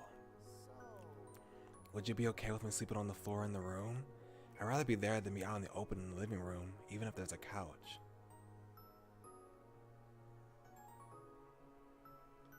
I'd prefer if you were on the couch. Well, you could sleep. Yeah, you can sleep there. I mean, if you want to. I mean, I don't know why you don't just sleep on the couch, but... Kira giggled softly, drawing your attention back to her. All funny stuff aside, you need to get some sleep for tomorrow. Seems like you're setting yourselves up not to get any. I know that sounds really captious, but I am a mom. I have to say these things. Come on, we're not little kids having a sleepover. We're responsible adults, right, Pascal? Yes, very responsible. No, we're not. Well, I am. Cove, though. Cove is, though I can't say the same for myself. You simply smiled at him. Maybe you should sleep in the living room after all.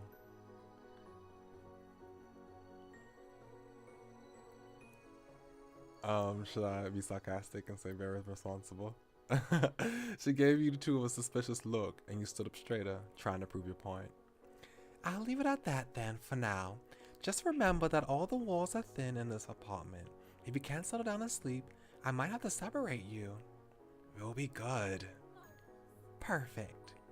Kara clasped her hands together, her bracelets softly tinkling against each other again. It's only getting later, so I better prepare you for bed. She nodded towards the hallway and gave you a small smile. I'll play hostess for a sec and show you where the bathroom is first. Pascal? Oh, wait, no, I did not read that right. I'll play hostess for a sec and show you where the bathroom is first. Pascal, and where you'll be staying for the night. Thank you. You hoisted your travel bag over your shoulder and followed behind Kira and down the hallway. Cove shuffled along behind you, disappeared into the bedroom while his mom had you go to the restroom. The apartment was small but nicely decorated and soft. Cool colors with plenty of artwork hanging on the walls to give it character. I wanted to look at it. I didn't even get a chance to look at it, but there's a nice paintings on the wall. Nice shades of paint on the wall. Nice blue, green, white. Okay. She likes blue. She got blue pillars, blue wall tiles, blue shell paint. I wonder what that is right there.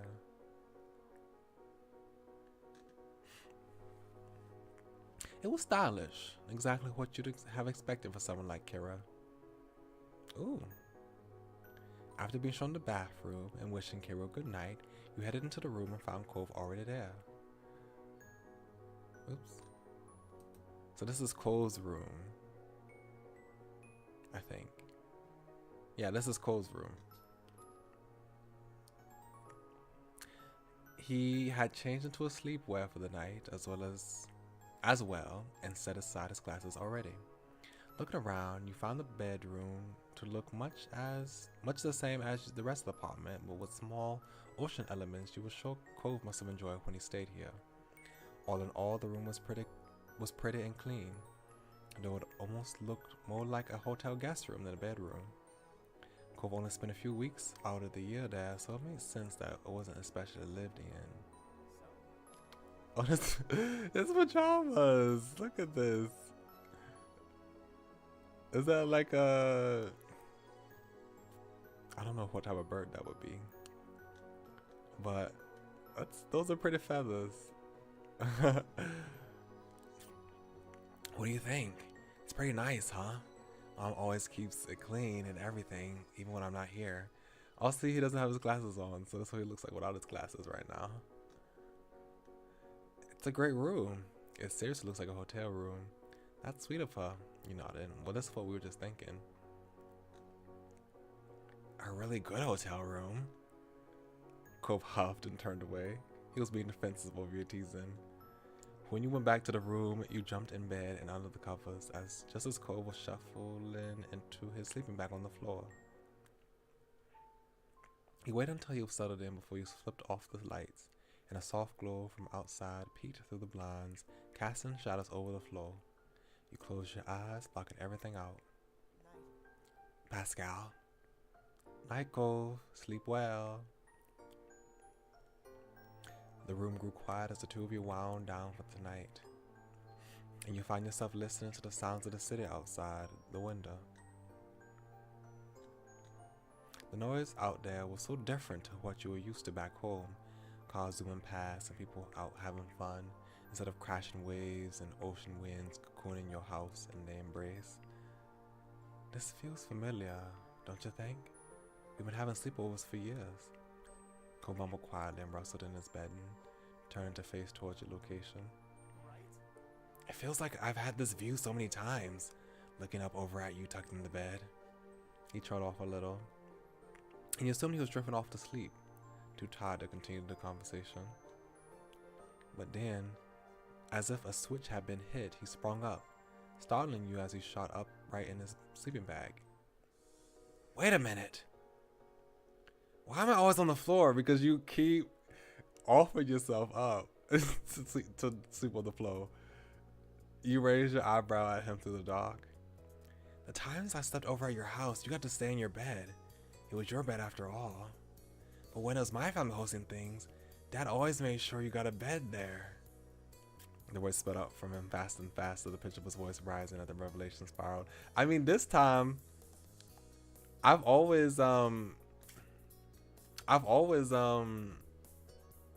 mean, this time I've tried to accommodate you to sleep, even on the, well, that was his father's, the one who wanted him to sleep on the floor in the van. But this time I offered to sleep on the couch and you told me to sleep in your bed. So this is your fault this time. Welcome, Okapi Flower. Welcome. Thank you for coming in. And yes, I did know that there was a 18 plus DLC. I think it's on the Patreon, right? I'm not subscribed to Patreon right now, so I don't have access to that, but I didn't know about it. I thought about playing it. I don't know if I would stream it though, since I don't know what the extent of that is, you know, and I don't know how YouTube would deal with it. But yeah, I didn't know about it, but thank you. I'm glad that you like my videos. And I hope you're having a good day today.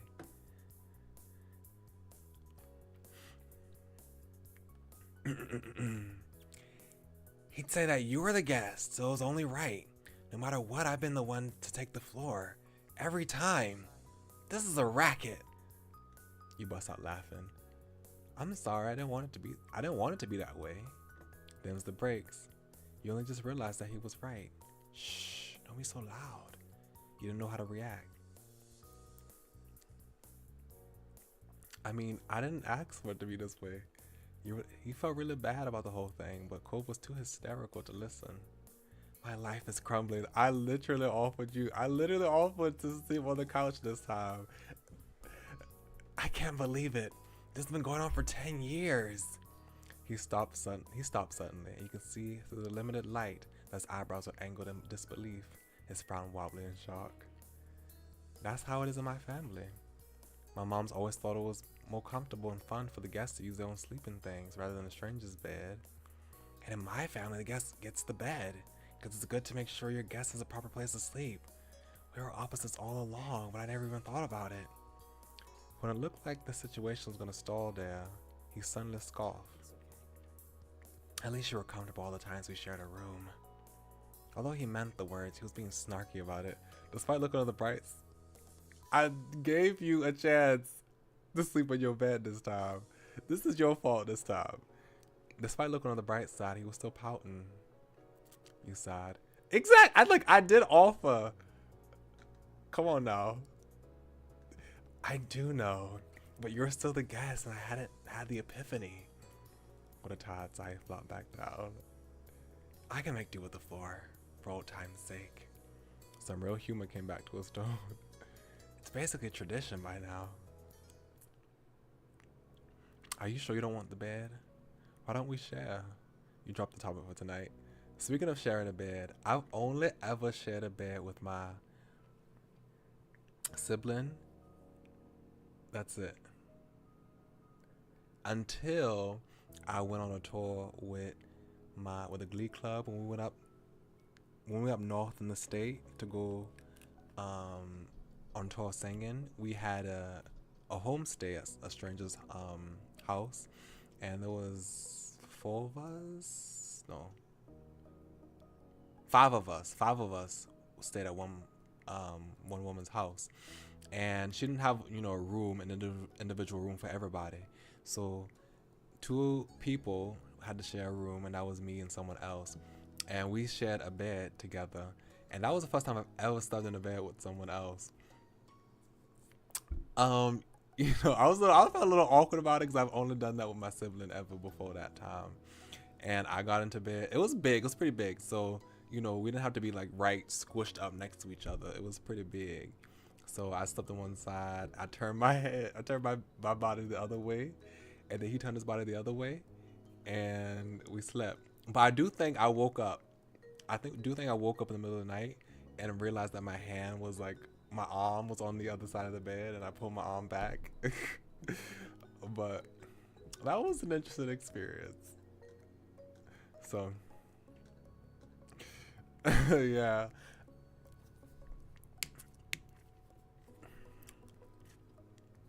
Okay, so why don't we share? It's big enough. Pascal. Cole was perfectly still on his back, his eyes firmly fixed on the ceiling above him. I told my mom I was going to sleep on the floor. He sounded tense, though you hadn't meant for the offer to make him so. There was a perfectly good bed in the room that you both fit in, And besides, you like the idea of having them close. You've done it in the past. Yeah, I know, but probably isn't the best idea right now. I was a pretty dumb kid. You're already doing me a big favor by coming here in the first place. Just let me do the one thing and give you the bed. That's what I want for this trip, okay? Pussing your lips tight, you gave him a small nod and admitted defeat. Alright, I'll have the bed. Thanks, Cove. He made a small noise but said no more. With an accepting sigh, you pulled the covers up under your chin and got comfortable. The next day dawned, bringing with it the sounds of birds chirping happily outside the window. You opened your eyes slowly, letting them adjust to the light as you tried to recall where you were and remembered the unfamiliar sight of Cole's second bedroom. You had woken up on your own. You had reached over to turn off the alarm you set. Cove had nudged you awake. I probably have an alarm because that's what I'm doing right now. I'm trying to train myself to wake up at 7 o'clock in the morning, and I've been successful with it. But recently, I've been slacking off. Recently, I've been on school days. I still set the alarm for 7, but I might, turn it back off and go back to sleep. That's why I set multiple alarms at 5-minute intervals, so that if I go back to sleep after going off one alarm, I wake me back up 5 minutes later. And I have to purposely go in and deactivate all. How is it? 5-minute intervals until the half-hour mark. So I have to go in and deactivate 5, 10, 15, 20, 25, 30, like 6. if I want to shut them off all at once. But on the weekends, I might turn off the alarm and stay in bed until like 9, 10. It took you a moment to find the off button on your phone, and you sighed in relief when the noise finally stopped. You don't hear them no more? Oh my gosh. Your brain has just been accustomed to chewing them out. The sound of Cole shuffling around the room drew your attention. Though you weren't surprised, he had always been a morning person. Sitting up in your bed, you let out a yawn and stretched your arms above your head. You still felt pretty groggy, yes. You were used to sleeping in longer than this, and that late night hadn't helped. Morning. The two of you are completely different wavelengths right now. You pulled yourself out of bed, grabbing a fresh change of clothes and your toiletries before heading to the bathroom. After that, you met Cole back in his room. He was sitting on the floor when you entered, sorting through a bunch of stuff in a box, determining what to bring and what to leave behind. Hey. Can you pull out the stuff in the drawers? He nodded, though he hadn't even looked up from his task, so you knew he wouldn't have seen. Heading over to his drawers, you started the task of taking out various items and setting them on the ground in front of Cove. Oh hey, look at this! When you turned towards the sound of Cole's voice, you found him digging through one of the drawers beneath the bed. Here's something I definitely need to bring. Neat. Craning your head, you got a better glimpse of what he was holding. A small stack of papers. You immediately recognized the handwriting as your own. Those are the letters you had sent while he was away. Aww. He kept them the whole time. You didn't have to hold on to those forever. I was only lending you those. I think I'd like to take them back now. You joked. It's adorable that you care so much for them. You're starting to feel emotional. Of course, you should take them. Oh, I probably feel emotional. Cove looked up at you when you sniffled quietly, seemingly concerned. You wiped away the tears that were building up in your eyes, feeling a little silly. Sorry. He smiled at you, his face softening. Why'd you apologize? It's alright. It's wonderful. Thank you. These are special. It was important, having a piece of you with me when we were apart. I feel the same way. That's why I gave them to you. Cole smiled, pleased that the feeling was mutual, but then the expressions became more amused. And did you keep the souvenirs I brought back? Of course. Nope, you said jokingly. No, you said honestly. Of course. I keep a lot of stuff. I've kept Um, the birthday cards I get from my grandparents, my great aunt. I've kept a lot of them until there was one point where I just had to throw stuff away because it was getting too much, getting out of hand. I had to get rid of stuff. But genuinely, if someone gives me stuff, I have to keep it. I don't throw it away. There's even I had some friends that I made online, like when I was in high school, and I had gotten a pack of ramen, right? And they sent it to me with like a with a letter, and I kept the letter and I kept the ramen, and I kept it for several years. I think I still have it.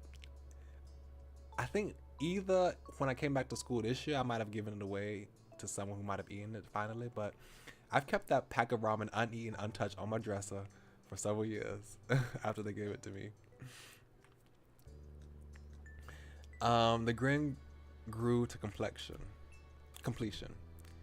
Thanks. Another hour passed by in silence, and you were happy to see you were making great progress with Cole's room, with only the closet left to sort through. You took a minute to take a mouthful of water from your bottle and perched on top of the bed, feeling productive. Cole glanced over to you and paused, putting down the tape gun he had been using to seal up the boxes. You raised an eyebrow. You know, it's really strange seeing you sitting in this room. Why? He frowned a little, his eyes distanced and his voice quiet when he spoke next. During visits to Mom's, when I was sitting alone in this room, I sometimes think about how you weren't here. It was a weird feeling at the time that you just weren't around. And now that you're here in this exact same place, I don't know how to explain the feeling. He shrugged it off and smiled a little, as though he had said enough already and didn't want to risk sounding silly. Life's just pretty confusing, is all. I didn't know you thought about me when you were away. That's true. Life makes no sense. I missed you so much when you were gone. He smiled at him.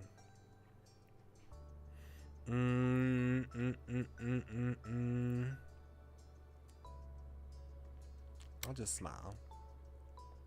He grinned slightly back, nodding his head a little. He looked always satisfied, heading over to his closet, the last of his items to be sorted.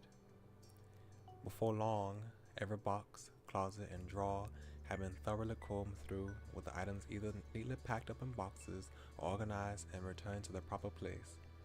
With a sigh of relief, you glanced around the bedroom and the work you had done together. We're done. Good job to us. I want to change out of my PJs for the drive. Yeah. When the two of you headed out into the living room, ready to get everything finalized and hit the road, you found Kira in the kitchen, pouring a cup of tea. Cove headed towards her, leaning casually against the counter that divided two spaces. Hey, you don't have to get up so early. Are you crazy? Of course I have to see you off before you go. You can't sneak away while I'm out cold. She beamed at him, and in all honesty, she seemed more than happy to be up and getting ready for today. Do you want some breakfast? I've got some... Okay, some more food items, I don't know. What is that? Muesli. Interesting. It is a cold Swiss. It's a cold Swiss breakfast dish, the primary ingredient of which is rolled oats.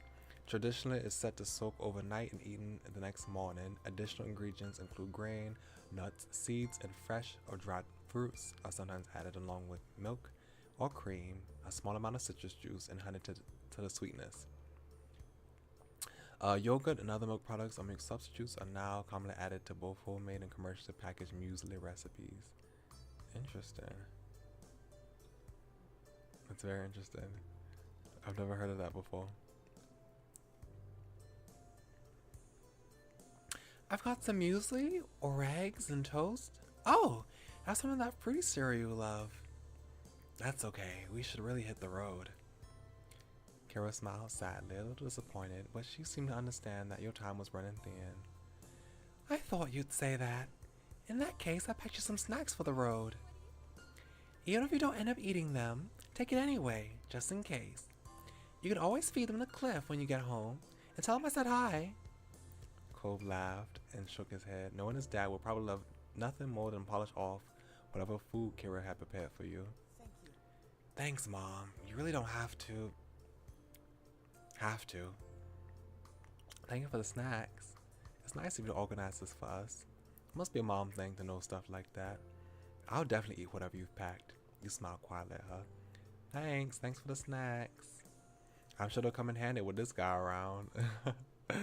Cole scoffed and playfully rolled his eyes, earning a giggle from Kira. I don't doubt it. Like father, like son. She returned your smile with one of her own before putting her cup of tea aside. Well, I'll help you get the car packed. Sure. Thanks. The three of you had to get a move on. Three of you gotta move on. Taking the boxes from Cole's bedroom and heading down to fill the back seat of the car until there was barely an inch of space left in the back and trunk. With all of you helping, it only took a couple of trips to move everything, and you were done before you knew it. Then it was truly time to say goodbye. You convened back inside the apartment where Kira looked over the two of you with a quiet smile. It was great to see you both. Thank you for coming. She gave you each a hug, and you felt a little sad that you hadn't been able to spend more time with her. It's good to see you too, Mom. Cove embraced her in return, the two of you holding on to each other for a few seconds longer. The two of them, I meant. I'll miss you, but I'll visit again soon. Of course. You better. Hey, we should make plans for you to visit us too. I'll let you know when it's settled. I'd love that.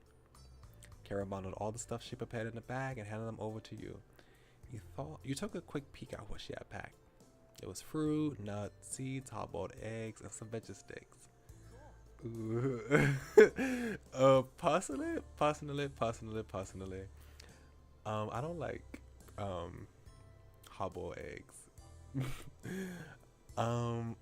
Also, I don't really eat nuts for two reasons. One, I don't like nuts in general, but I'm also allergic to tree nuts. And I'm not really a seed eater, to be honest. I like, only time I eat seeds is when the sesame seeds on my hamburger buns. That's most of the time.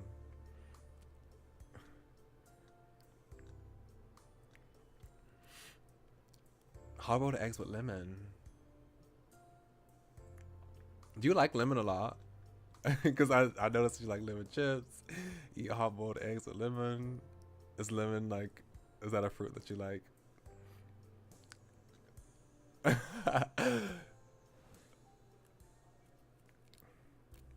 Oh, good to see you've got some fresh fruit options now. The snacks I brought weren't. Cole shook her head at him and let out a soft laugh, as though she wouldn't have expected anything else. I seriously hope you're feeding yourself better than at home. Well, no. I seriously hope you're feeding yourself better than that at home. Yeah, of course, just not on trips. I can live with that then. She looked over him fondly, her eyes at last focusing on his face and filling with emotion. I'm gonna miss you, baby. Me too. Goodbye. Thank you for letting us come. We'll all be together again before you know it. You know what to say. Thank you for letting us come. No problem at all. You're welcome anytime. Kara put an arm around you both, pulling you in tight to her sides for one final squeeze. Have a safe trip.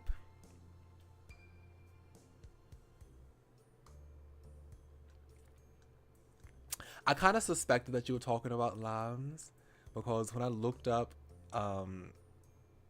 what's the name of that chip brand that you said? Sabritas. When I looked up Sabritas on Google, I saw that Sabritas had a limon flavor, but it didn't have, the yellow lemon. It had the green, lime, the small green lime on the bag. So I kind of thought that's what you meant.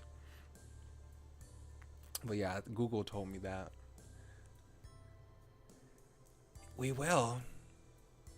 With a last goodbye, you exited the apartment, though Cove hesitated for a moment in the door, his expression distant. You weren't sure what he was doing, though you tentatively took a step towards him.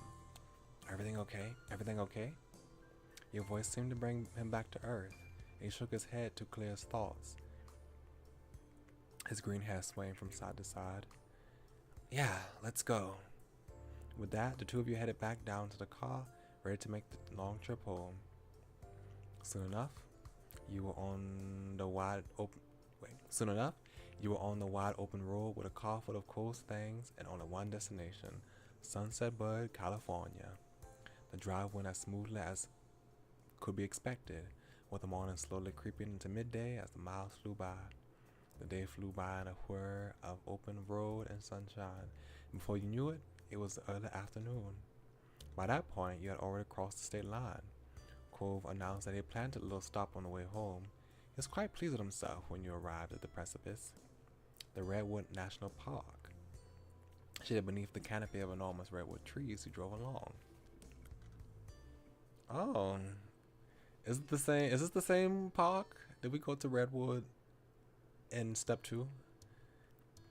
I think this is the same one.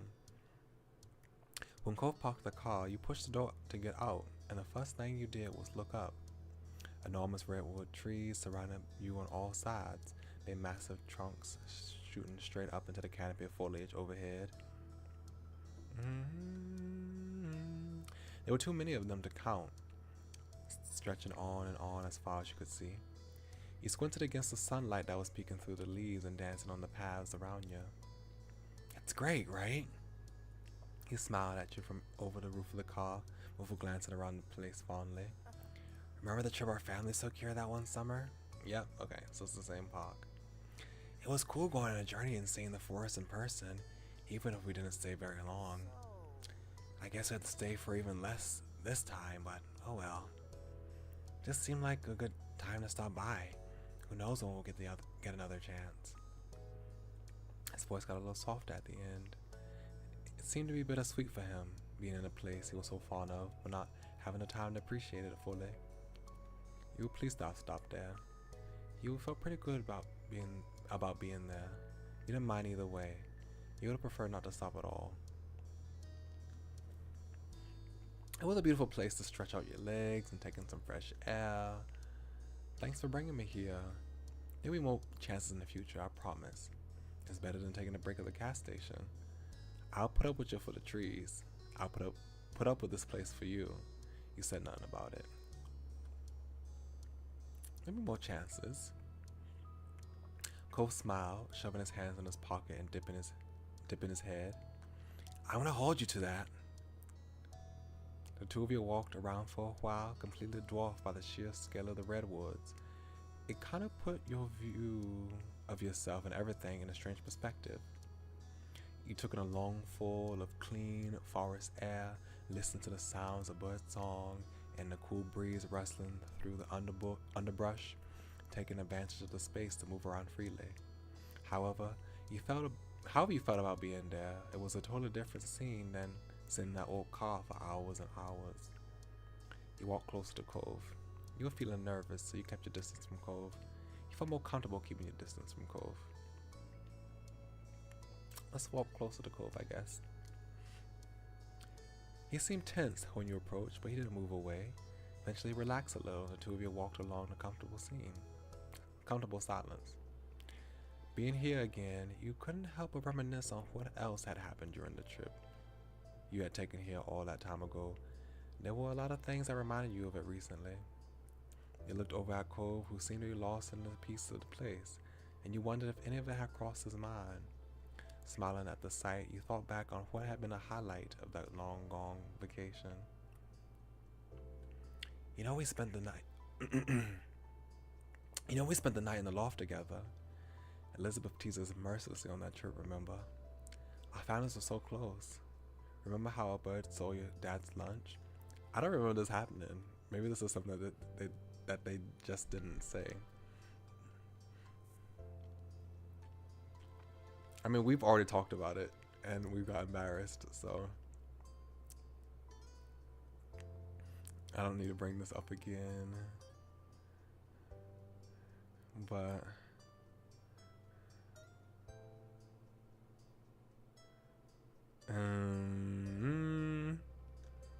I'll say this. Even though I don't remember that happening, but apparently it did happen. Cove instantly started laughing at the memory of the bird taken off of Mr. Holden's sandwich. After all these years, it was still a once-in-a-lifetime sight. Poor Dad, he could never catch a break. You continued chatting about the trip a little while longer, about the things you had seen and done and even eaten. A lot of the memories Cove had of the trip were similar to your own, but you're also surprised to hear of a few other things from his point of view. So much had happened, and there was no shortage of things to talk about.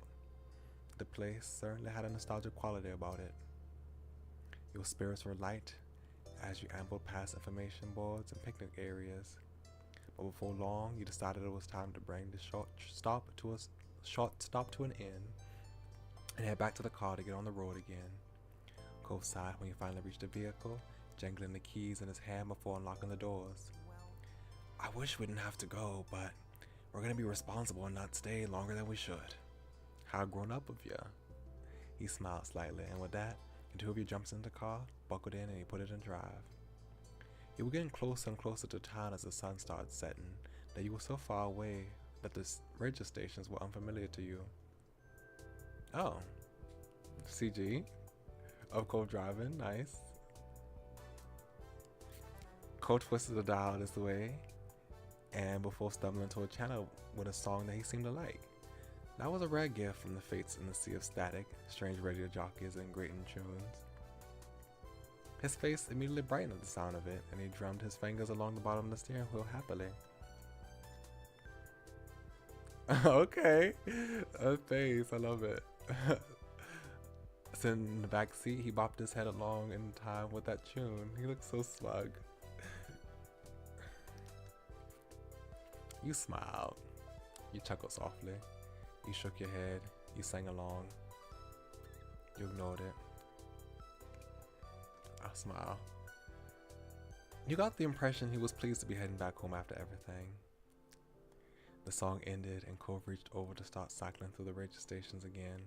Upon finding nothing tolerable, he flipped the dial off in defeat and leaned back in the seat with a sigh. You rested your head on your hand and stared out the window as the sky darkened, watching the landscape slowly melt into more familiar views. The miles went on, and any energy you had earlier was beginning to drain away. You imagined home and your family. You'd be together soon. You know, I spent all these years of living in Sunset Bird. Excuse me. And taking a few weeks each summer visiting my mom in the second room. That's not gonna happen anymore. Not really. I can still see my parents, but the way it all works between us has changed forever. He paused, the silence stretching. A serious look settled on his face, his thoughts far away.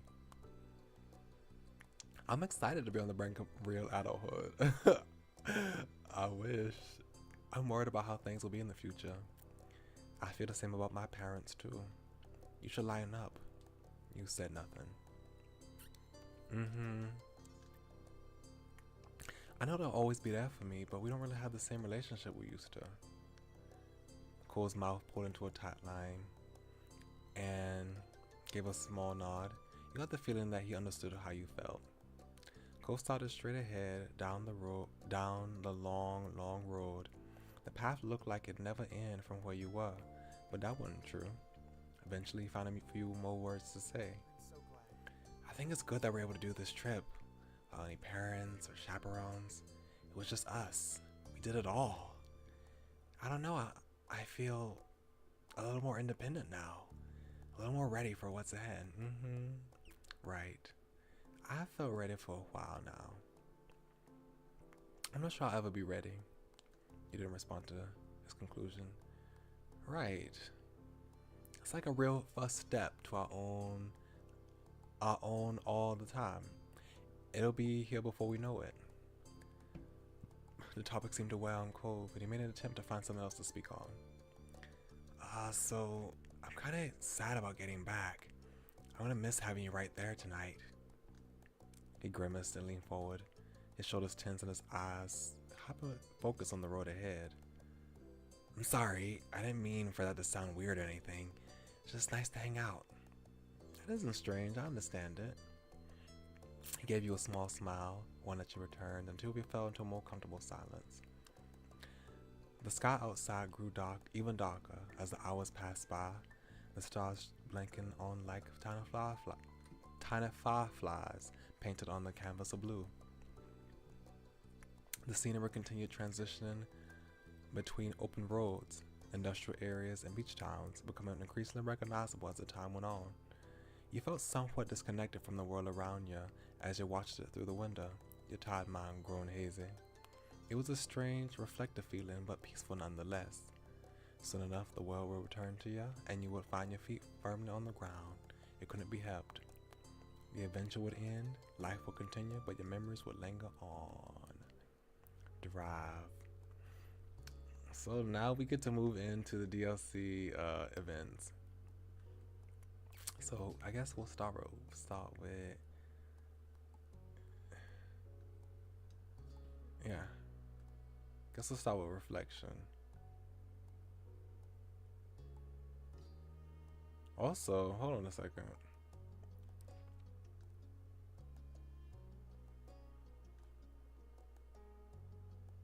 Oh, I was like, huh? So I was just looking to see. I just wanted to see. I was like, how come this one doesn't have a lock on it? Oh, that's probably because this is the same moment right here.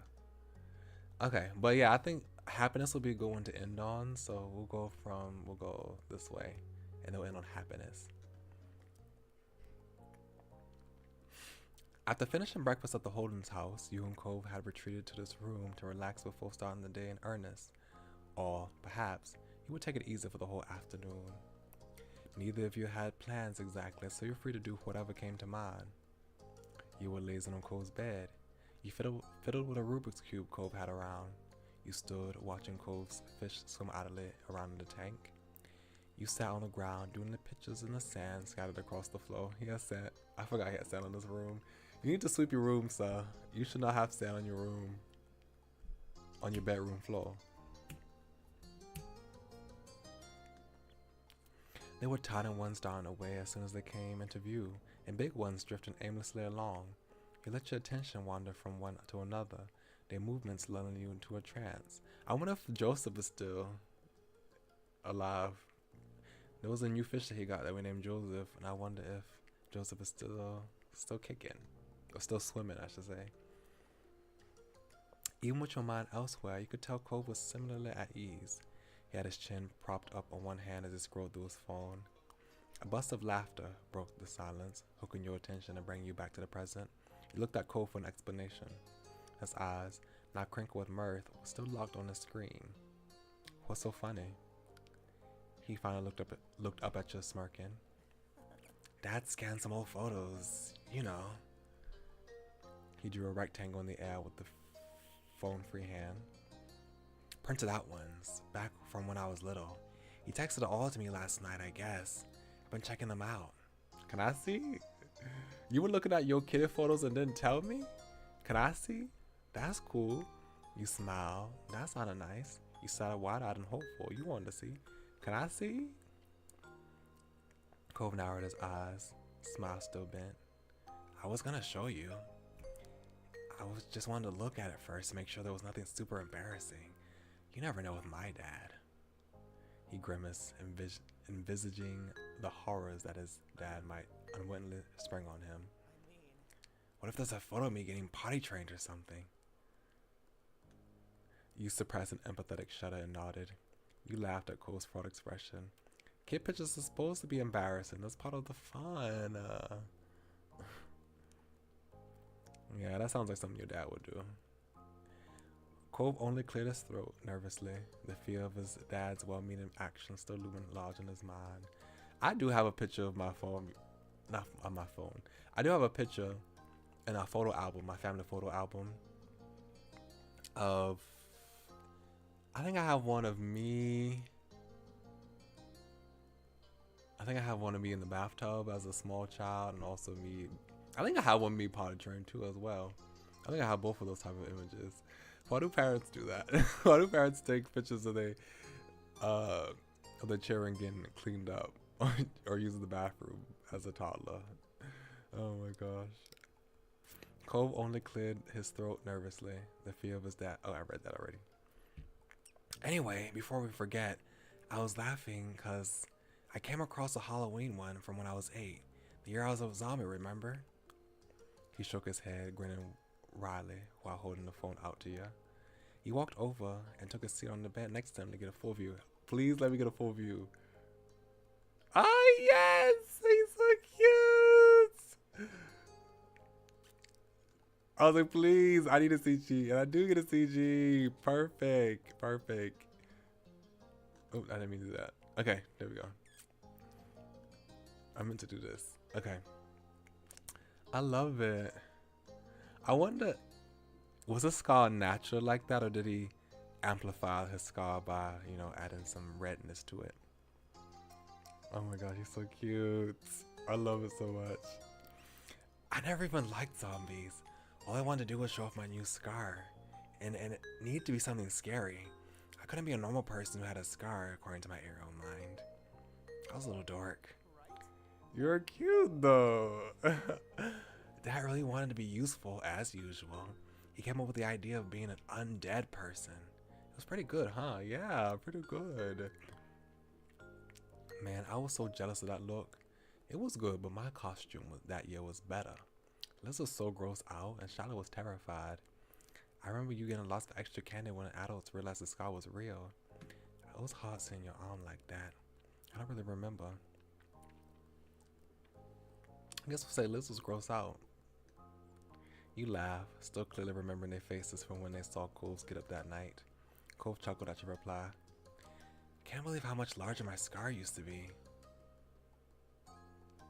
Yeah, right now it's kind of like that. Then, yes. He looked down at his arm, a small smile on his face, and traced what seemed to be on what remained of the jagged line with his fingers, just as you'd seen him do countless of times before. Speaking of that, let me see if I can still see it. You can hardly see it now. Yeah, you can hardly see it now, but when it was between kindergarten and second grade, one of them. This was like several years ago, like quite many years ago. One day I was trying to make toast, and we ain't have a toaster at that point in time. So if I wanted to have toast, I had to go turn on the oven, and I had to go put a piece of bread onto the rack in the oven, and just, you know, close the oven up and, you know, wait for the oven to toast the bread so I can have toast. And when I went to do that, I accidentally laid my forearm on the metal rack, and I got burnt. And it was a very long, it wasn't too long, but it was like a long black, you know, line from where I got burnt. You know, the skin bubbled up, scabbed, fell off, and then had a big, well, it wasn't too big, but it had like a noticeable scar that was long and thin. Now when I look at it, you can hardly see it now. There's just a little like lightly colored spots compared to the rest of my skin, just like how Cove has like a light colored spot. But if I just showed you in a distance or just showed it to you without pointing it out, you probably wouldn't have even noticed it right now. But yeah, that was like the only noticeable scar I ever had. I don't think I've ever got another scar after that. I think I was that shocked me and made me, you know, more cautious. His voice was playful when he spoke again. Look how tiny it is now.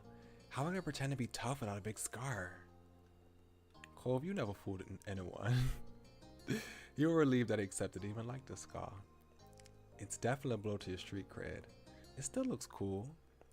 You better not do anything stupid to get a new scar, you joked, wagging your finger at him. You sighed in a long-suffering way. It still looks cool. Thanks. It does. Cole smiled bashfully, pleased with his joke, and ducked his head to look away from you. His fingers were still tracing the scarred patch of his skin. I really do like having this, even if it's kind of little these days. His voice was shy, like he was letting you in on a big secret. Cole turned back to face you fully, finally letting go of his scar. He was happy. That mark was a part of him and clearly held meaning for Cove. Reaching over you, laid in a reassuring hand on his arm where the scar was. Can I touch your scar? You smiled back at him. Can I touch it? He blinked, taken aback by the request, but nodded easily. Yeah, it's okay. You cupped his hand with your fingers. You cupped his arm with your fingers carefully as your thumb ran down the outline of the scar. Along the rougher tissue of the scar, you could also feel goosebumps on his arm. Cole let out a choked breath, a distant smile playing out on his face. It was evidence that he liked the he liked the feeling. He stopped there, bringing your hand to rest on your burning cheeks. They were lifted in a smile that you couldn't quite suppress. Your eyes drifted back to the scar on Cole's arm. The scar had been there as long as you known Cove, though when you first met, it had been concealed by that neon pink cast. So? Do you want to hear how it happened? How I was hurt? Yeah. I think we tried to get him to tell us one time, but he didn't tell us. But now we finally gonna hear the story. Nice. You were initially stunned that he guessed what you were thinking. Though given the topic of conversation and the direction of your gaze, it was a natural conclusion to reach. Not bothered by your reaction, Cole continued with a shrug.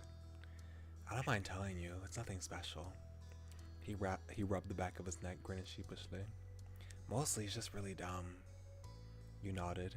That was something you'd like to hear more about, especially knowing that no lasting harm had come of it.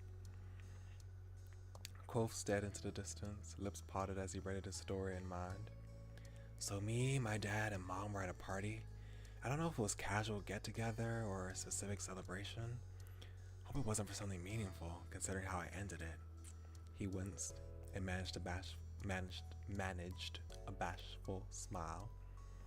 Anyway, my mom and dad were off doing stuff, talking to people, I guess. I was left with the other non-adults. Most of them were older than I was. Maybe all of them were? His brow forward as he tried to recall dusted memories. Then he shrugged again and continued. The older kids were taking turns on jet skis. They weren't enough for everyone to ride at once, so in between turns, they were hanging out on the shore. I was meant to just sit there with them and watch. Remembering when you first met Cole, you bet that he hadn't been satisfied with that arrangement. He confirmed that suspicion. I was pretty unhappy. It wasn't a party for me. Not when all I could do was just look at other people have fun when I couldn't. The teens must have realized that. No, though I never hid when I was pouting as a kid. Only when you were a kid? Cole bristled with embarrassment. He looked pretty sulky to you. Come on, let me finish the story. Alright. Cole sighed, letting go of the interruption and picking up where he left off. Basically, someone offered to let me ride. I was way too small to drive it myself, but this older kid, they must have been at least 16, so I could sit in front of them while they controlled the jet ski. I knew I wasn't supposed to do anything like that. Still, I figured my parents were doing whatever they wanted, so why couldn't I? I nodded at the person, and I remember the other teens held me onto the jet ski, along with the one driving. We sped off into the water. Cole smiled widely and wistfully. It was amazing, at first. My hair was flying everywhere as he zoomed away from the shore. We loved being out on the water like that. Too bad it turned out steering a jet ski with an 8-year-old sat on your lap was harder than a bunch of kids figured it would be. The team tried their best, but they couldn't keep control for long. We got spun around and went right into the sand. You sucked in a deep breath. The other person wasn't hurt. Thankfully, they held onto the bars and stayed on their seat.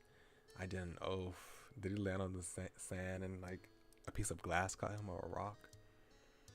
I was thrown at full speed onto a rocky part of the shore near the dock. I must have tried to brace myself or catch myself, because Because my arm is what I mostly landed on. He looked down at the limb in question. You could see him visualizing the long-healed injury. It was pretty torn up. After that, it's hazy for me. I got taken to the hospital. I didn't even feel a lot of pain when it first happened. All I could remember thinking about was how I was covered in sand and the grains were uncomfortable. The sand was uncomfortable? Cove chuckled. I know, right? I did start feeling my arm later. It definitely hurt eventually. The doctor said my arm was broken, along with being torn open. Oh, that's why I ended up getting my pink cast. He smiled nostalgically. That color just seemed nice and happy at the time. It brightened the mood, so I picked it. The smile faded. He finished the story with a sigh, his eyes downcast. I feel bad I did any of that. Hope whoever that team was, they weren't traumatized by seeing a little kid going flying off into the ground. They were just trying to do a nice thing. Cole threw arms out to the side dramatically. I wish I knew where they were so I could give them a call and say I'm still in one piece. But yeah, that's the full story. I'm so glad you were both okay in the long run. I'm really sorry that happened. You laughed at what a terrible idea it had been. How could you be so reckless? You didn't know how to react. I'm glad you both are okay. That's the important thing. Cole sighed again, the regret ran plainly on his face. It was a failure, that's just the truth.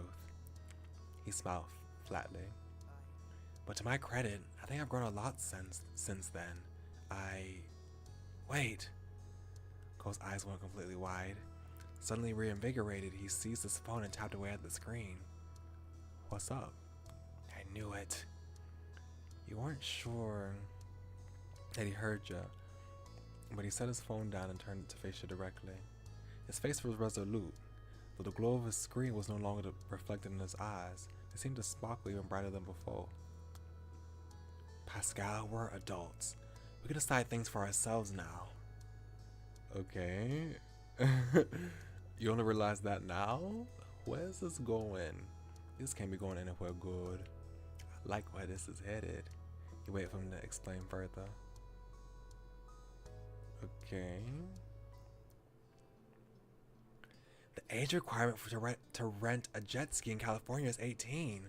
We could totally do it. Yes. No. Let's use the adult powers to get a jet ski. Let's use the adult powers for a jet skiing adventure. You want to break another bone? There's more exciting things adults could do, you joke. He's silently shocked. You want to break another bone? Cole pouted, his lower lip jutting out, which didn't back up what he said next. I'm not a little kid. You don't have to worry. Within a moment, Cole had recovered and turned to his serious expression from before. I'll be careful. I really want you to be there when I try again, please. His voice was soft and earnest. You could tell how much the request meant to him. He also knew him enough to know that he wasn't going to give up on his idea. Let him go on his own wasn't an option.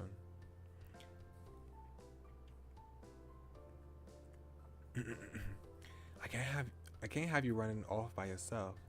I'll go without any hospital trips. I actually love jet skiing. I'd be interested in jet skiing. I'll keep an eye on you from the show. I'm interested. I want a jet ski. Cove perked up at once, a grin stretching wide across his face. He was practically bouncing in place. Let's go! You got up and worked as a team to gather everything needed for the trip. Cove's other aquatic hobbies came in handy, and he was quickly kitted out with everything he needed for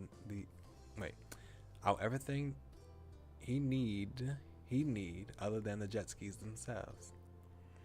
You needed to run back home briefly, getting dressed and prepared for a day that didn't involve jet skiing, but soon you were both ready and jumping into Cove's car. As you got in, you learned that Cove used the brief time apart to locate a rental store on his phone. You caught his eye as you clicked your seatbelts in place. Excited, you held out a hand. Cove slapped it in a high five before setting off. You and Cove both arrived. The ocean was perfectly inviting today. The deep blue of the water glittered under the clear sky while the tide rolled in and out at his leisure. I'm so excited for this. This is a different suit. Last time he had, I think his suit was blue.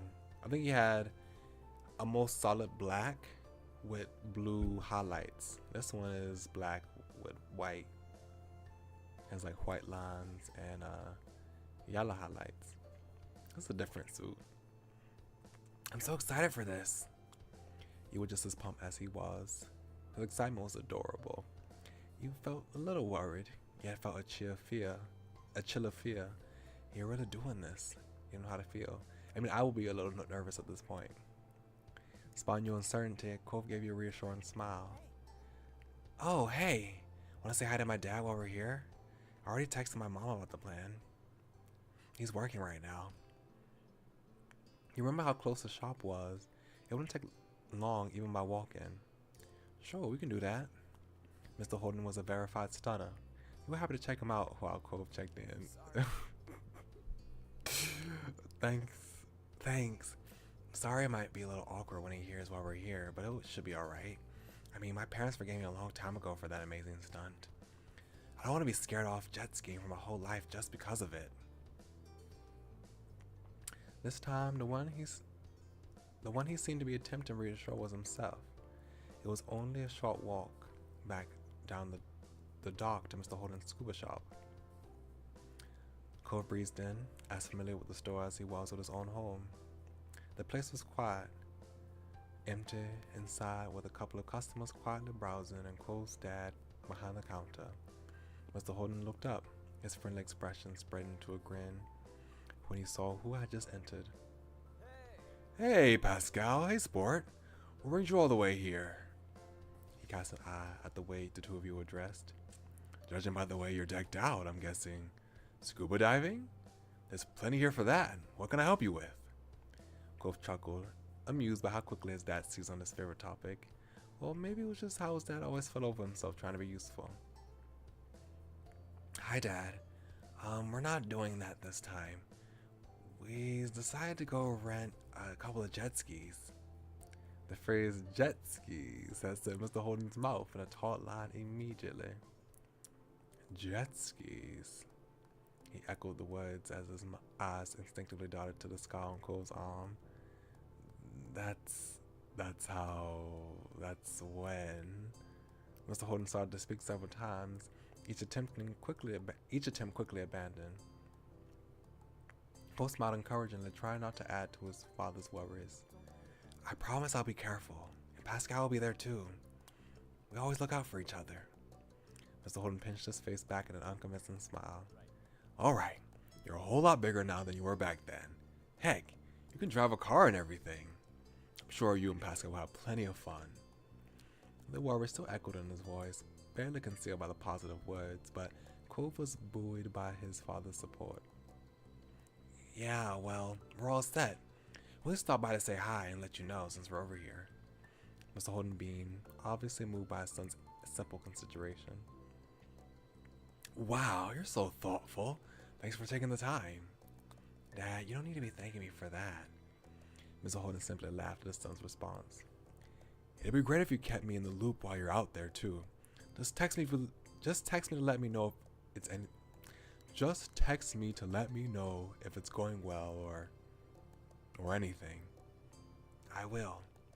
His dad smiled more easily. Great. Cove rubbed at his arm, causing Mr. Holden's eyes to momentarily twitch back to the childhood injury. We're gonna head out. See you later. Take care. See you, Mr. Holden. Mr. Holden waved you off as you left the store. The two of you headed back to the docks, walking side by side. After your feet hit the boards, Cole's pace fell. Glancing over, you saw him looking down, out over the water. That wouldn't have been unusual if his expression hadn't been so somber. He wouldn't get up with anticipation, even nervousness, but with an uncharacteristic lethargy. Something was weighing heavy on his mind. Cove? What's up? You're gonna walk right off into the sea if you don't pay attention. You nudged him gently. Cove? Huh? He blanks, startled by you interrupting his rumination. Sorry. Oh, sorry. He sighed back. He sighed. Though you had torn his attention from the ocean, it gradually drifted back to the water. You cleared your throat, unwilling to lose him again. Sorry, again. He put his hands to his face, rubbing his eyes wearily. Here I go, thinking everything's resolved with what's happened, and we can have fun. But I just can't enjoy anything. I had to go find something else to get stuck in my hair. You having second thoughts about jet skiing? No, that's not it. The ends of his lips were drawn into a beginning of a frown, like gray clouds clustering to signal a coming storm. I figured my dad would be a little worried about me doing it, but what he was saying wasn't what I expected. It was so sad. He was so sad. He was more than nervous. I think he feels bad, and now I feel bad. But it isn't as if I'm the only one who ever does something stupid or gets hurt. Got me thinking about that whole time. That's when I realized it wasn't long after that incident that my parents separated. You stayed quiet. You hadn't noticed that before? I mean, I kind of thought about that since when he came, he had the cast on his arm. So it's like, he must have had an accident, like pretty close to the separation. As a kid, I didn't think about the consequences of my actions, or how what I did impacted other people. Like, why should anyone care? I'm doing it, not them. It made no sense. And I still cared about when other people did things I didn't like. But I was mostly just mad that nothing felt like it was in my control. You could tell he was building up to something, so you nodded for him to continue. It was pretty difficult to deal with because of that attitude, but looking back, I think that's what saved me from something a lot of kids go through. Blaming themselves for their parents' divorce. It never crossed my mind that anything I did made a difference on my mom or dad's relationship. They would do what they did no matter what. Now though, I guess it's kind of hard to ignore that thought, huh? The situation was already so hard and I wasn't a good kid, so I mean, it's not your fault, Cove. It ain't your fault. He left the words adrift as he looked down, the conclusion unfinished. It was silent between you, but only for a second. Cole pulled himself up to his full height, his chin held aloft. Whatever he had decided, he was resolute. I'm going back. I gotta talk to my dad. I'm not gonna let things be like before, where I just feel crappy and refuse to tell him what's been going on. That doesn't work for either of us. You can go ahead if you want. I won't mind. I still really want to do this, and I'm sure it'll be okay. It's okay. I mean, alright, I'll see you later. You nodded. You shook your head. I want to stay with you. There's no way there's no way that you're going off on your own. I mean, I can go with you if you want to. We always look out for each other, remember? Cole smiled gently, having wanted that deep down. Thanks. Let's go. You and Cole retook your steps down to the docks once more, heading back to Mr. Holden's scuba shop. The customers you spotted in there before were now leaving the store, new bags clutched in their hands. You hoped that this would mean Cole would have his conversation without a public audience. This time, Cole strode inside the shop with a purpose. Mr. Holden stood at the counter, glanced up to greet whoever had come inside. He grinned as you approached. Hello again. Forgot something? Sort of. Cole had reached the counter now. You needed to rush just to keep up with him as he crossed the show floor. Mr. Holden raised an eyebrow, taking in Cole's shifting attitude, and chose his next words with care. Is everything alright? Cole swallowed, not answering fully. Talking openly with his dad was somewhat new for the son. You knew that he was struggling for the right way to begin. I wanted to ask about what happened. Mr. Holden winced as if the words had struck him physically. The accident? No, the divorce. Oh, he's on the ask about the divorce right now. I thought he was just about to tell him how he felt. The pain expression from Mr. Holden's face Wide-eyed, his jaw slacked. He gaped at Cove. Why? Cove glanced over his shoulder to you. As your eyes met, you saw him draw confidence by having you at. You saw him draw confidence by having you by his side. He turned back to his father. I want to know the truth. This is sudden, though. This is very sudden. The tone was. I want to know the truth. The tone was grave. Did me getting into an accident hurt your marriage?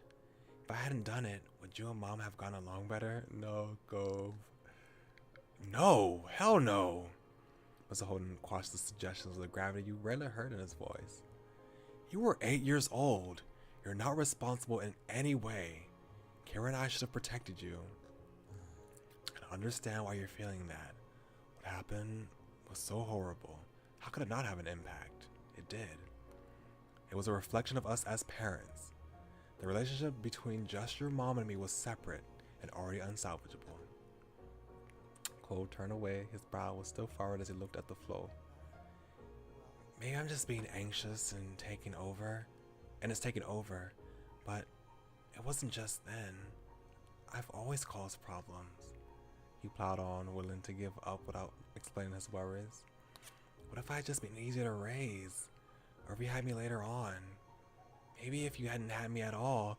Oh my gosh, go, don't say that! Don't say that! It might have been easier for the two of you. If I didn't have you, then what good would my life be? Don't say that. Mr. Holden didn't let the words hang unchallenged in the air for even a second. He rushed over to Cove, taking his son's arms in his hands. Cove, listen. There's only one person to blame for things not working, and that's me. Cove opened his mouth to speak, but Mr. Holden forced on, determined to erase any question in Cove's mind. I'm not saying this to dishonestly push accountability off from someone else or throw a pity party for myself. You want to know the truth? So that's what I'm giving you. Your father is the reason our family couldn't stay together. You think you caused trouble? You should see me at your age. You're such a good kid. I can hardly believe how good you are. Mr. Holden's eyes were misty as he squeezed his son's arms. There's nothing, absolutely nothing, you need to blame yourself for. I'm sorry, Cove, to you and to Kira. Mom? Yeah, your mom. His pained face eased slightly with a bittersweet smile. Kira, she was just so smart and driven and completely bursting with life. It was as if she could do anything. You know, there wasn't a single solitary person who didn't want even a piece of her attention, just to catch her eye for a moment. But for some crazy reason, she had a soft spot for my 17-year-old screwed up self. That's when we first met. Oh, this is kind of cute. We get to hear about how they met a little bit. Though it definitely took some time before I managed to ask her on a date.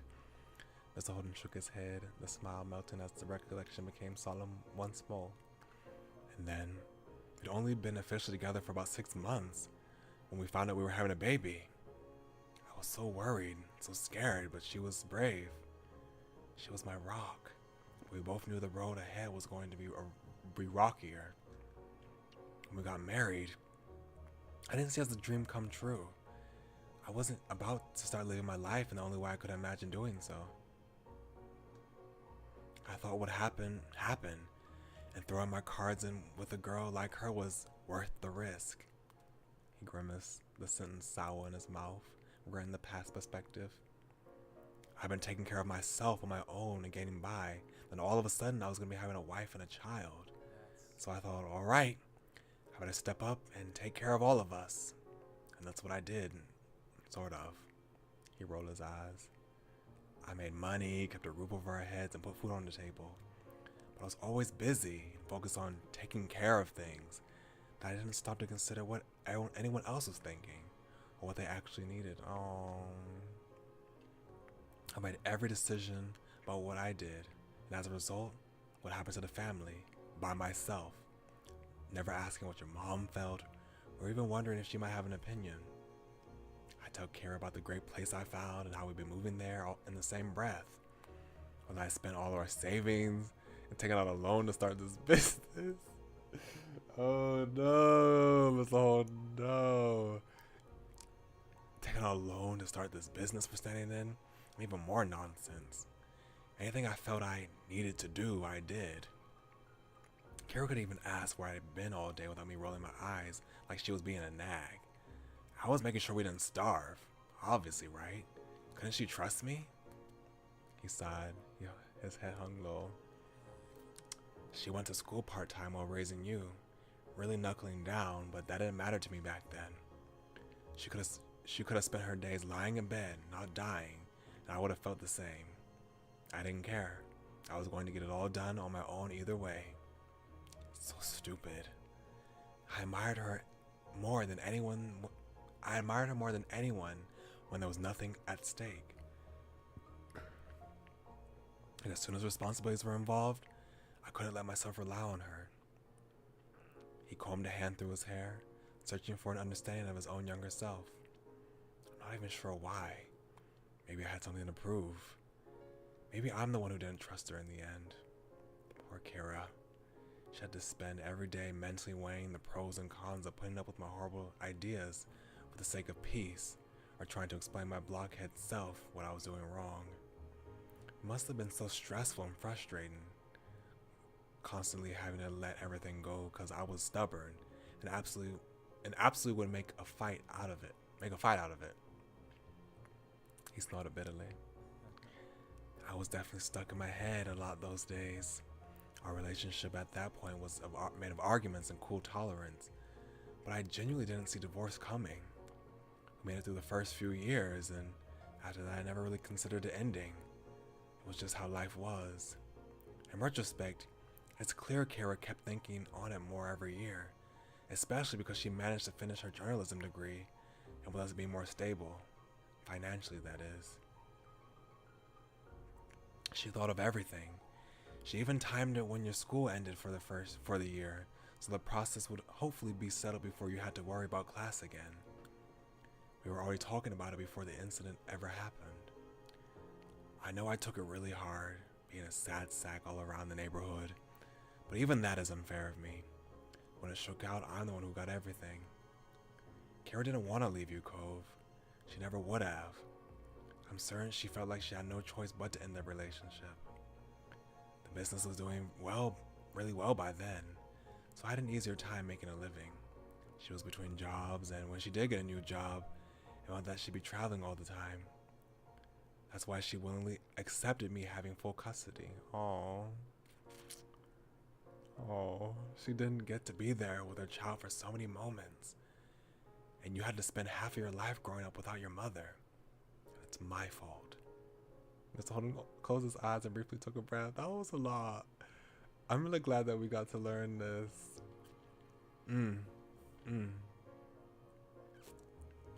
So that's it. The story of Cliff's and Kara's marriage. Not exactly a fairy tale, but I want to be clear. I feel like not just him. I feel like I've seen a lot of men act this way. When they get married, have a child, they think that all of a sudden they have to take on this role of being,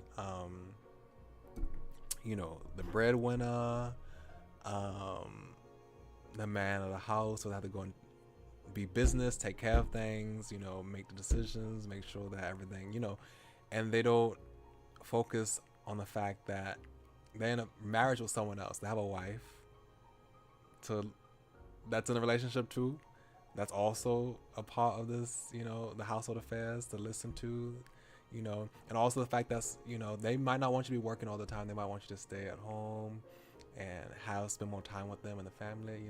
I've heard a lot of like similar stories about Mr. Holden, like men who have felt the need to just be, like, I don't know how to describe it, but basically what he said. And then, problems arise in the marriage from that. You saw his grip on Cole's arms tighten. No matter what happened with me or her, I never, ever want to miss out on being your dad. Cole's throat bobbed as he swallowed. His eyes glistened, glossy with tears that had yet to fall. He blinked quickly, trying to hold them back. Thank you for telling me. His voice was hoarse, little more than a whisper. Mr. Holden brought a hand up to his face and lightly nudged Cole's chin. You're welcome. You're a grown-up now, right? You deserve the truth. That's the least I could do for you. That's the least I could do for you. Cole managed a fragile smile. Thank you for taking care of me. All of it. Mr. Holden brushed the compliment off with a wave of his hand. No worries. It was nothing. Look where we ended up. I got this whole entire store, a house, friends here, and a very thoughtful son.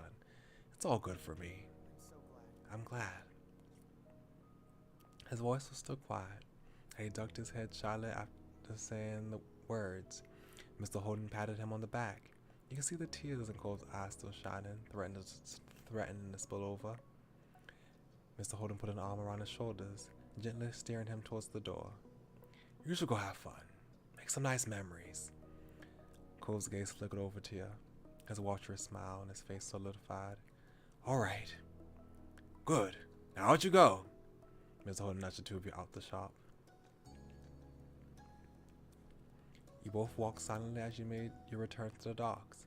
Cole's face was pensive, clearly still digesting everything his dad said. He finally sighed, catching your attention. He hesitantly reached for the bag he had brought and raised it up. Pascal, I want to call my mom.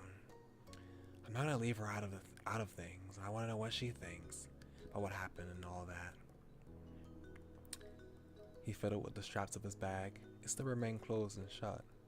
It's not like I don't trust Dad. It's just that Mom's thoughts are important too. I get it. There are two sides to every story after all.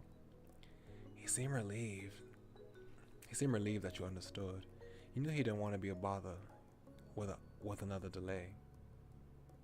Thanks. I guess there's no time like the present. Time to ask. With that minute pep talk, he finally opened his bag and found his phone. Cove unlocked it quickly and tapped over to his favorite contacts. He called up his mom and put the phone on speaker as it dialed. Cole must have had her phone close because she answered almost immediately. This is a pleasant surprise. I thought you'd be getting back to me later. Hey, Mom. He paused for a second and then looked at you. You're on the speaker with Pascal too. Hello. Oh, hello. I'm popular today. So what's going on? Don't keep me in suspense. Are you pro jet ski already? Cove chuckled and scratched the back of his head. We haven't started yet. Actually, there's something I kind of wanted to ask you about. I'm intrigued. Her voice was bright and excited. Cove moved the phone closer to his face so he could speak softly, aware that the tone of his conversation was about to change. I was talking to Dad earlier. It was about your relationship and why you both divorced. Ah. That one syllable had lost all of her earlier energy. Cove tightened his grip on the phone. It does make sense that the past would come up today. Yeah, but... He tried to brighten up the mood again. You weren't used to him being the perky of the two. You could only imagine it must have been a strange role reversal for him. Dad said you were really amazing. He admired you a lot. What a flatterer. She sighed wistfully. He could hear some interference. Maybe she was shaking her head. You couldn't tell for sure. Oh, Cliff. He buckled himself through regular, everyday adulting and social situations in astoundingly charming ways. Yet, somehow, at the exact same time, he was very ambitious, slightly shady, under-the-table type of man when it came to making his living in the world. So essentially, your father was an absolute heartthrob for someone such as myself. Cove and Kara laughed delicately. The tension was broken into something lighter, more familiar between the two. It's cool that you both have nice things to say about each other. I agree, baby. She took a moment before continuing carefully. Do you have any questions about what happened? I'm not sure. Cole squinted at the phone in his hand as he tried to think, his free hand brushing through his hair. I just kind of wanted to know how you describe what it was like. Can I tell you what Dad said about it? I don't think Cliff would mind. Whatever he told you is probably what he'd say to me. All right, go for it. After taking a deep breath, Cove recapped Cliff's experience. Doing his best to follow his dad's story, he went into a surprising amount of detail and not a single thing was missed. Kara listened in absolute silence, letting her son speak without interruption. When Cole finished, he took another deep inhale of air. So, what do you think? Kara sighed softly. You heard a crackling noise like she was drumming her nails on the back of a phone or on a countertop. That definitely sounds like Clifford. It's not exactly wrong, but he doesn't have the total picture. He puts the emphasis in the wrong places, I think. What do you mean? For starters, Cliff unsurprisingly downplayed himself more than he had to. He did? Cole's eyebrows raised and his face continued to inch even closer to the screen. Well, since your dad was so praising of me, it's only fair I return the favor. When Cliff said he was already taking care of himself when he met me, he means he was on his own. Oh. Cliff's own parents weren't, and still aren't, friendly people. They've always had a combative relationship, though him getting into drinking and gambling as a teenager certainly didn't help. I kind of thought he might be in those circles based on when we had that one moment when Cliff was over at our house with Liz and both our mamas and Cove. He said that he basically showed he was like a master at card games, and he was saying that he used to throw the game for us when we were younger so we would win, but when he showed his true strength that one event, he was shown to be like a master at card games, and he said he would do that a lot when he was younger. So I was like, if he's doing that, it sounds like he was probably involved in the casino, right? And then when she said, what's she saying? What'd she say?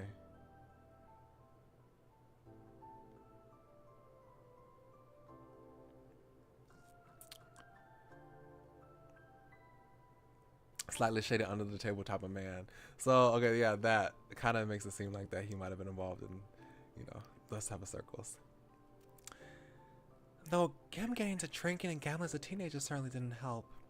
He knew they'd kick him out at 18, so he saved them the trouble and left home at 17. He always found a way to make it work, even without support. I met him a few months after that. We hit it off right away. He was actually what I wanted back then. We dated, and then about a half a year later, bam, you were on the way, Cove.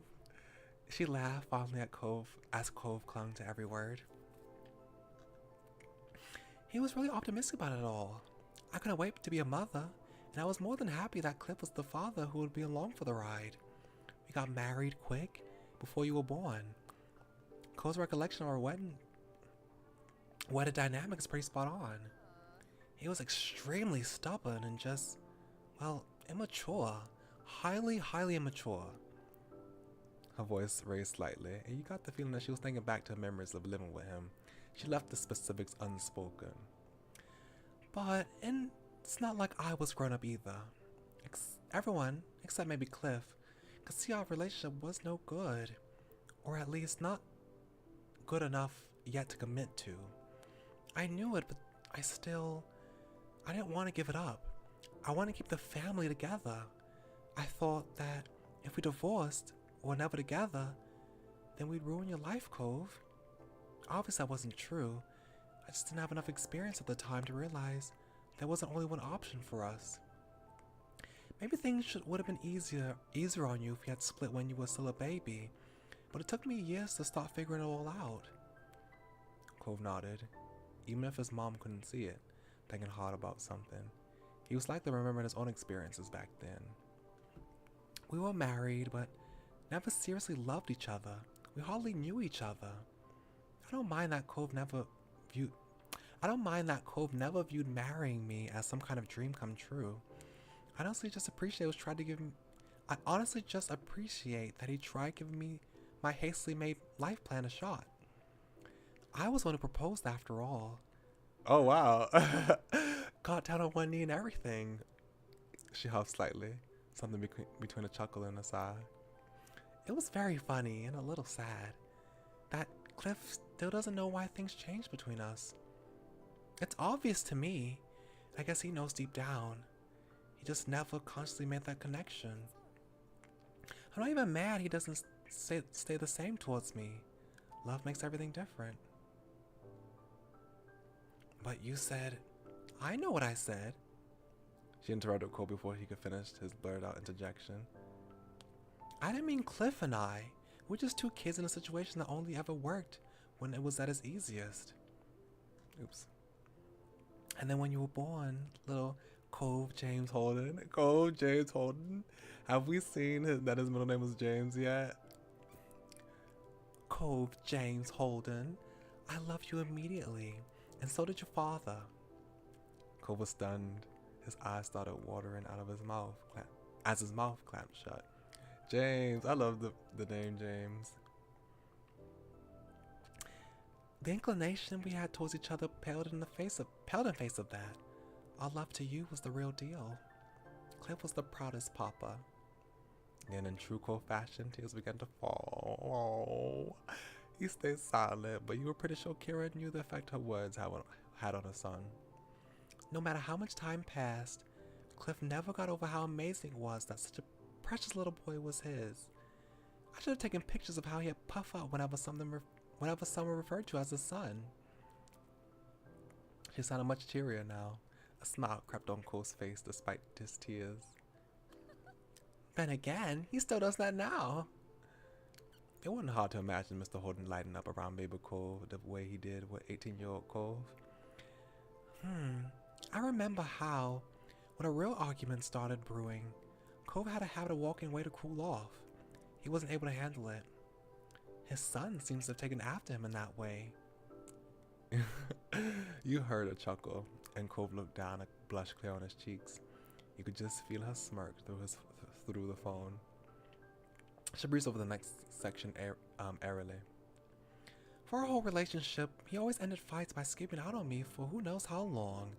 I don't think even Cliff knew when he would come back. That stopped when you were born. Cove stopped running. He was still gone a lot for work, and we started fights, but he wouldn't leave. Instead, he'd go to your room, Cove. If you were asleep, he'd just sulk on the ground by your crib until you woke up. Oh my gosh. So, Sometimes he'd pace the room while you're holding you, or sit on the floor and rock you. He'd stay with you until one of us decided we were ready to talk again. We didn't have a lot of furniture back then. That's part of the reason why Cliff was hanging around on the floor. He really came to embrace it. When our relationship got bad enough we didn't want to share a bed anymore, he always made sure I got to have the mattress. He instead set up a spot in the corner of the nursery, just in case you needed anything through the night. He gave you more private space when you got bigger, but he still always made sure he could be there for you. There's still no denying, whether Cliff understands it or not, he made his choices about prioritizing me. But it wasn't that he suddenly hated me. To Cliff, I was only a wife on paper. In his mind, I was a cool girl he had dated and generally liked, nothing close to being the light of his life. All his blood, sweat, and tears weren't for himself, or me, or even the family unit. They were all completely and totally for his baby.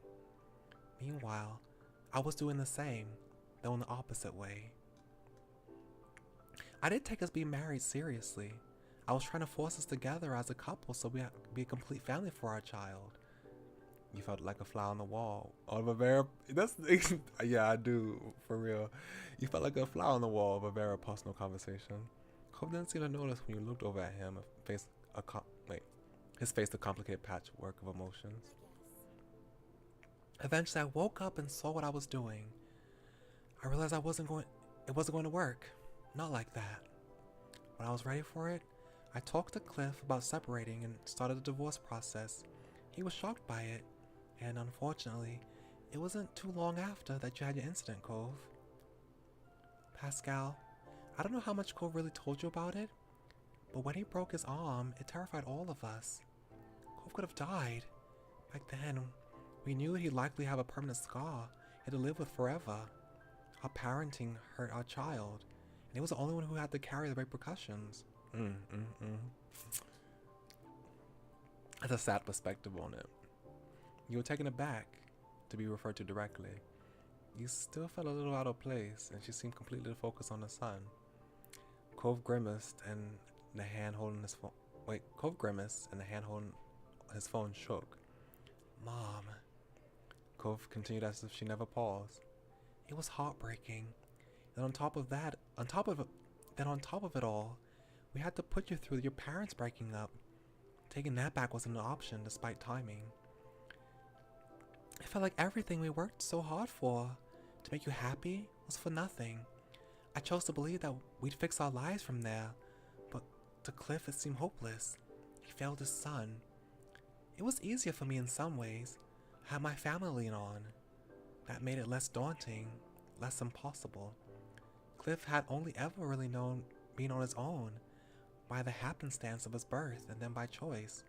When we broke up, he knew he was going to have to put the pieces of what was left alone. Excuse me.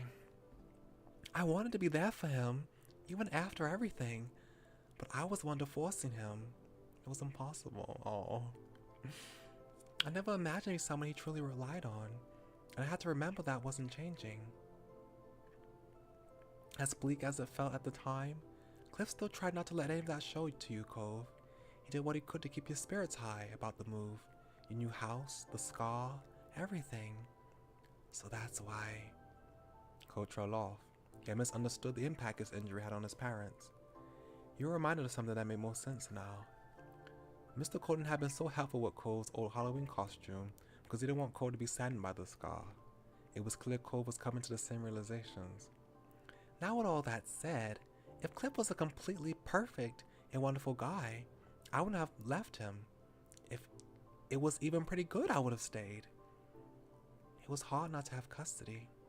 Sometimes I felt like I was a fun aunt rather than a mom I always wanted to be. Oh. I might have overcompensated a little at times because of that. She forced a laugh, but it was an uncomfortable edge. It had an uncomfortable edge to it. You could tell she was trying to blow off a very real anxiety of hers. Cole looked ready to say something, but his mom kept talking, kept moving forward. Still, it's not Cliff's fault alone that our relationship didn't work. We were always better as co-parents than as spouses, but I knew when separating that I was going to be even. And Cove, the only reason I could stand not being there for you all this time is because I knew that if the situation was reversed, and I could have provided a more stable environment, Cliff would have done the same.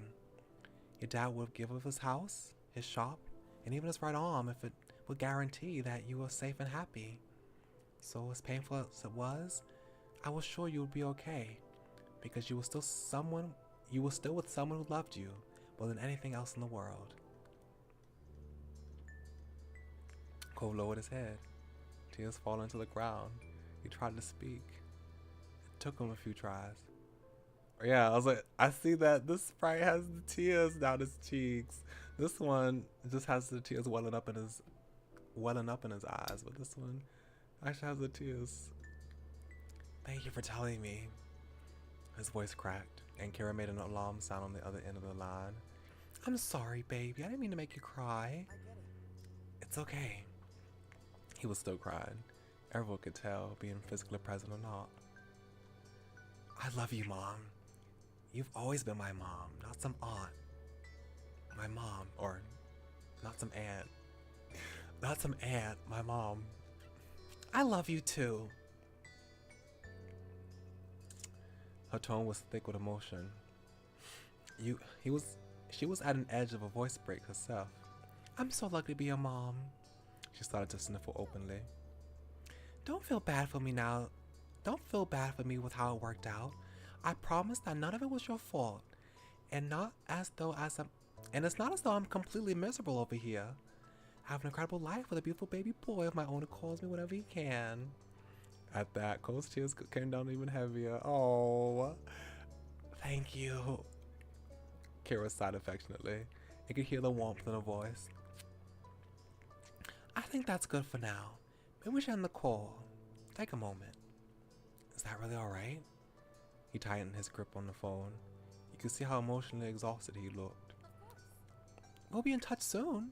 For now, you'll be able to keep thanking me or apologizing. He cried out defensively with accusation, making his mom snicker. Bye, and goodbye to you, Pascal. I'm glad you're there for my baby. See ya. Bye, Mom. I love you. Love you too. Cove hung up. He let his hand drop to his side, his phone brushing the fabric of his wetsuit. His other hand went up to his face. He tried to wipe the tears from his eyes. His face was red. He struggled to put his phone back in his bag one-handed. You could tell that he was getting worked up. He finally just used both of his hands and sealed the phone back into its normal place. Cove sniffed and then reached out for you. His turn. Let me read that. Cove sniffed and then reached out for you. His hand trembled in your grasp and you squeezed back. He needed you to feel support. Aww. He needed to feel your support. You want to go back and see your dad again? He didn't have to tell you what was on his mind for this. Cove nodded his head weakly. I don't think we ever go be able to the jet ski. You rushed back the way you came, feet pounding across the boards of the dock to return to the scuba shop for the third time. You reached the dad's store, and Cole was still not slowing down. He pushed his way through the door at full speed. His hand released yours as he charged in. Mr. Holden had been walking around the middle of the store checking over things. Immediately he turned to the sound. What? Where's the fire? He froze when he got a look at Cole's face. He worried to open his mouth, probably to ask what was wrong, but then Cole launched himself at his father. Oh. He threw his arms around Mr. Holden's neck. He buried his face in his dad's shoulder and started to sob with deep hitching breaths. Cliff clearly had no idea what was going on, and his hands hovered awkwardly in the air. He looked at you for a brief second, hoping for understanding, before turning all his attention to Cove. Oh, we got a CG of them! Oops, I keep doing that. I meant to do this. Oh. Oh. He wrapped both of his arms around Cove's back. Cove looked secure in his father's embrace, protected and safe. It's okay. It'll be okay, whatever it is. It's gonna be okay. Cove kept crying. He inhaled deeply, his voice choking up when he tried to speak. So sorry. You always tried to be there for me when I was growing up. And I was mean to you. I'm sorry. Mr. Holden was completely taken aback. He hadn't expected this to be the issue. You don't have to apologize for that, bud. Kids are allowed to be mad at their parents. It's my job to take care of you. I didn't do anything special. And also, this makes me really sad too, because like hearing that Mr. Holden did not have parents like Cove has, even if they weren't together. You know, he had parents that loved him both. Both of them loved him. But Mr. Holden didn't have that. His parents, he didn't have that same parental support that he's given his son. I think that's the reason why he really cares, because he went through not having a parental support. Oh, that's so sad. And hearing, like, it's my job to take care of you. I didn't do anything special. Like, hearing those words in the context of his background, it's like, I feel so sad for Mr. Holden. Cove shook his head as emphatically as he could while still stuck against his dad. You've always supported me no matter what. You've always loved me. I wish I realized how much you did sooner. Cove squeezed him tighter. Thank you. I love you, Dad. At his son's heartfelt confession, the father became choked up as well. He compressed Cove into a crushing hug. Look at that smile. I love that smile. I do love you. I always will. You can count on that. I want to be there for you too. They clung onto one another, absorbed into the moment, and after a little while longer, they slowly began to loosen their hold. Cove sniffled and moved so he could use his palm to wipe away tears. His dad's shirt was visibly damp where his face had been. Cliff patted the top of Cove's shoulders. He looked at his own son with pride. You've grown up so much. Cove started to laugh through the tears, a wavering smile on his lips. You doubted that Cove would have ever thought that crying on his dad's shoulder was a sign of maturity, but it was true. Cove had changed over the years. You were glad to see Cove grow. You felt a little awkward. You thought you understood Cove's dad a little better now. Made you wonder if there was more to understand about your moms.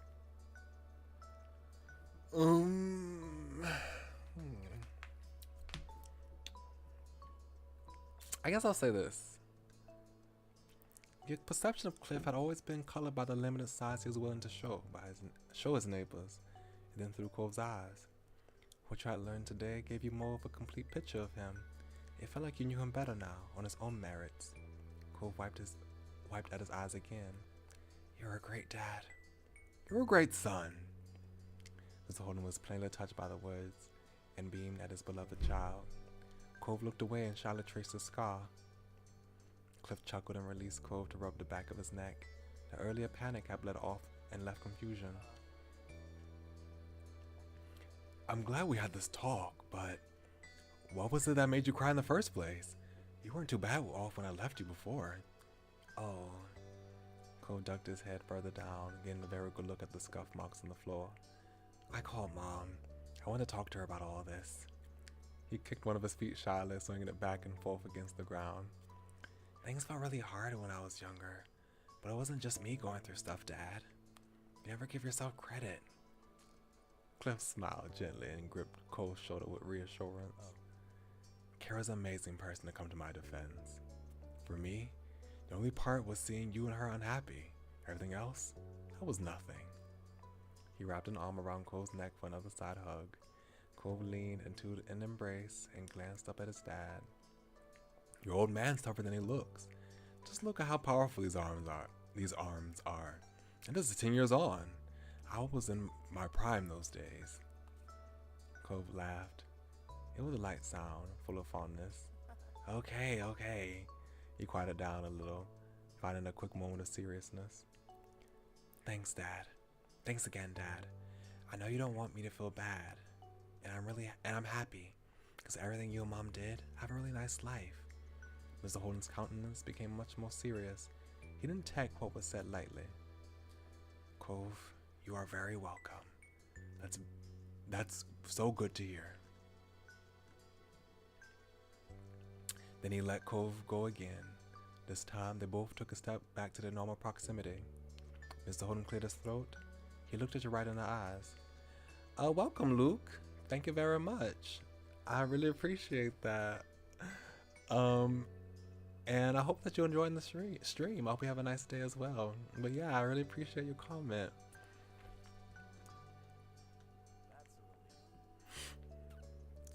I really appreciate that you were here for support, Pascal. What a true friend. Cove looked back down, embarrassed. I'm glad I could be here. I wanted to be there for you too, Mr. Holden. Thanks for finally noticing my presence. Finally, resolution. You're both so sweet. I couldn't find a way to react.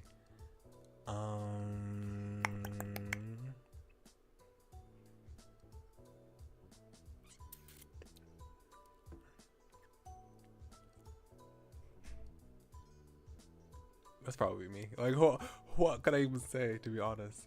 What was there to even say? Cliff glanced away in embarrassment, mirroring his son. They stood like that, almost perfect copies of each other, for an awkward moment. All right. Cove exhaled slowly, his posture relaxing. We better get going. You saw work, Dad, and I think Pascal's impatient enough. And I'm like, is we ever going to go on a jet ski? Like, that's the whole purpose we came. I really enjoyed the story time, but will we finish the day without ever going on a jet skiing adventure? Cliff grinned and waved the two of you off. Sure thing. I'm happy you both stepped in, but you gotta have some fun. Be careful out there. Oh. You don't want to do it no more. I don't want to go jet skiing anymore. Pascal, if you still want to go, I don't mind watching. No way. You're a mature young man. If you want to jet ski, then you should go out and jet ski. I'll still be here if you need anything, right? Yeah, okay. Bye. Take care of yourself. Let's get a move on already. Woo! Almost forgot why we came out here in this first place. You chose to stay quiet. I'll probably say this. Cole waved to his dad as he started walking out. He followed. When he turned back to Mr. Holden, before he went out the door, he was waving. Bye, kids. You'll do great. Once again, as had become today's habit, you and Cove walked down the dock side by side. But this time, Cove had a bounce back in his step. His smile was soft but radiant. Thanks for staying, and sorry for how long it took. You're welcome. You do the same for me. These things happen. I was curious anyway. It's fine. I had a feeling that it'd be a bigger deal than it started as. Promise we won't have any more interruptions. You do the same for me. You had his back and he had yours. It was just how things went between the two of you. Cole grinned at you, all grateful positivity and sunshine. The water lapped at the dock beneath your feet. Cole looked down when a particularly strong wave crashed against it. It's weird to think about my parents' relationship. There's all this stuff that I didn't know because I wasn't there, or was just a kid, or because I didn't even exist yet. It feels really complicated. Relationships are complicated. I know what you mean. I feel that way about mine. Really? You didn't comment. Yeah, I know what you mean. You sometimes hear your moms talking about something and you be completely surprised. It was strange when you had been around for something but you hadn't truly understood it because you had been too young. Cove nodded without elaboration. He looked out into the ocean wistfully for a moment before he shook it off. I'm happy they were married, even if they didn't stay together in the end. I'm glad that you're feeling better. You asked about what he thought about marriage for himself now. He tried to refocus on what was ahead. I guess we'll refocus. The two of you began to more quickly make your way across the boards. Despite your excitement, you were both careful. Neither of you wanted an accident, especially after what happened with Cole's first jet skiing trip. You finally got to the rental place. You were surprised at how easy the process was. It took no time at all for Cove to climb on his jet ski with shaky legs. You rented your own jet ski. You spent the entire time wanting a jet ski and you were thrilled to finally climb onto one. It was lime green with blue detailing. The jet ski rocked slightly as you got on, bobbing with the waves. You looked across to Cove. He sat motionlessly astride the jet ski, preparing himself to start it up. Even from your distance, you could tell that his hands were clamped onto the handles too tightly. He was stiff and nervous. Go, Cove, you can do it! Come on, are you really gonna chicken out now? It'll be alright, Cove, trust yourself. You let him have a moment. Go, Cove, you can do it! You cheered him on and clapped wildly. His body language relaxed slightly, and he turned his head to you to look at you. He inhaled slowly and you started up the jet ski. It roared forward and you were surprised to hear him squeak over the side of the engine. You stopped after a few seconds and breathed again. After he calmed down, he started up once more. Cove sputtered and stalled with it for a while, going a little farther each time. He grew more comfortable with the fear. He continued to struggle with the jet ski, but he refused to let that stop him. He kept going until he wrangled the machine into submission. Cove eventually reached the top where he'd only stopped the jet ski when he had something to say. He kept shouting things at you. This is amazing! Did you see that, Pascal? This is so great! You got on your old jet ski going as well. He made sure to keep a safe distance. Cove watched what you did with enthusiasm. Nice turn! He zoomed forward, and you could see his bright laugh ring across the waves. Oh, you cheer for him again, whooping whenever he did something fun. You took the jet ski like a fish in the water. You were nervous about jet skiing, but you weren't bad at it. You never left the stop phase. It reminded you of the jet skiing game you played in the past, like Wii Sports. Is it Wii Sports Resort? Didn't they have like a jet skiing game? Maybe this one. When you were a kid, there was some game with jet skis that you had played. You remember crashing into a few things. You remember crashing into a few things in between trying to do tricks. Luckily, you weren't crashing today. Eventually, the sun set and you had to pack up. Cove was thankfully still in one piece, no cast necessary. Good, good, good. After everything was returned, Cove dug his phone out of his bag and texted his parents to let them know all about his triumph.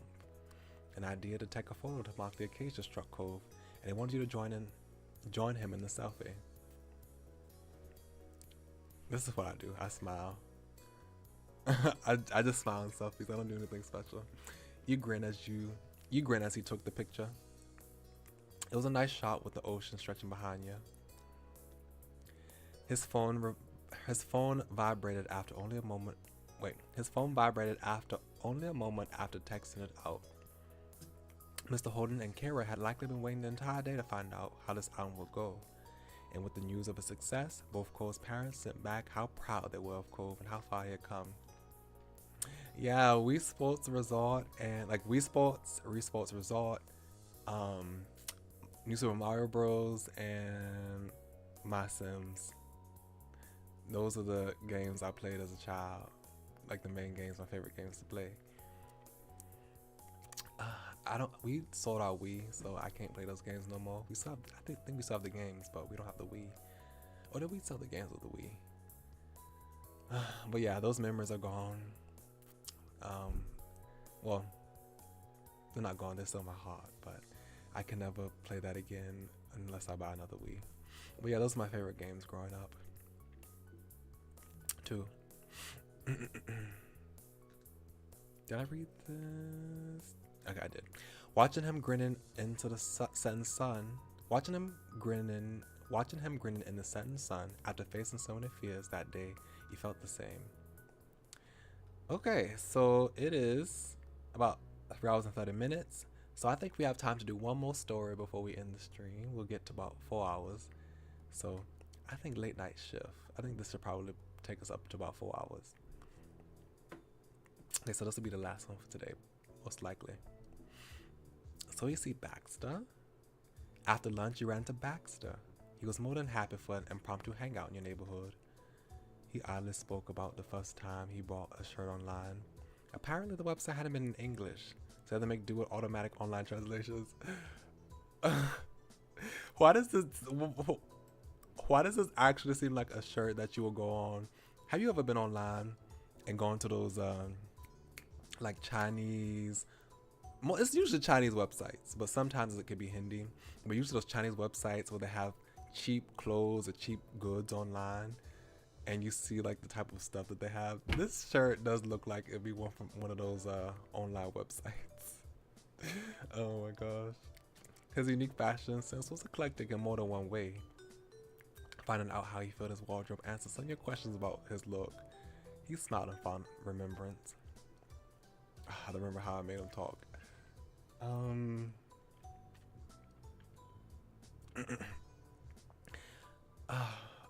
don't know, this might not be the same way I voiced them in the last stream, but I think I got it.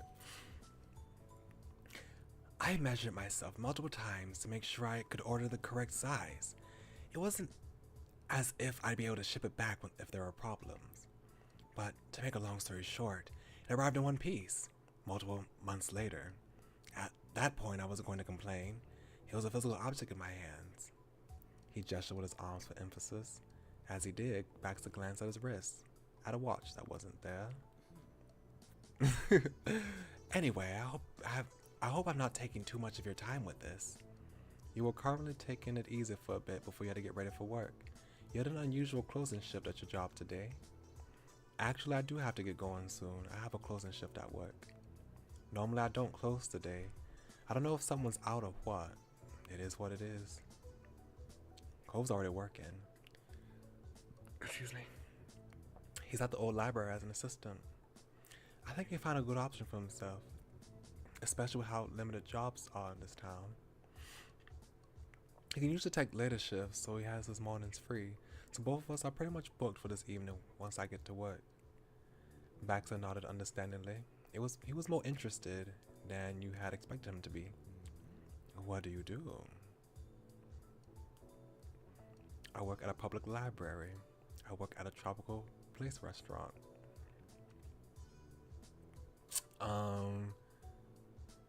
Okay. Let me see.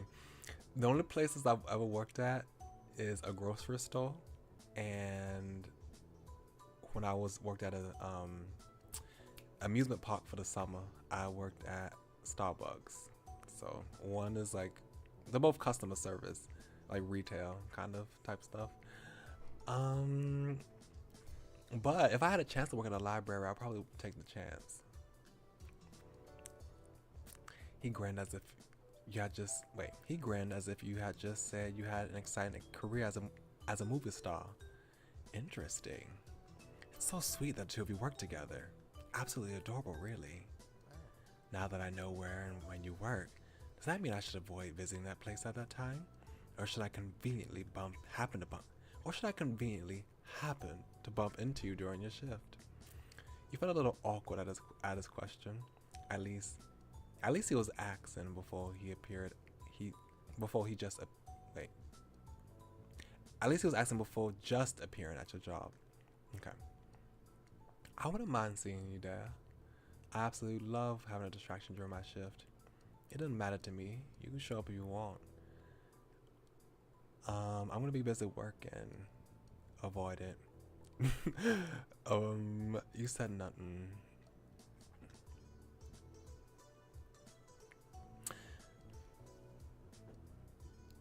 Yeah, I thought that choosing the library would also be nice because Cole would be working there, but I wasn't sure if that was the same. There's only one library in town, so of course Cole would probably work in the same place. But I wasn't sure if that was the same library.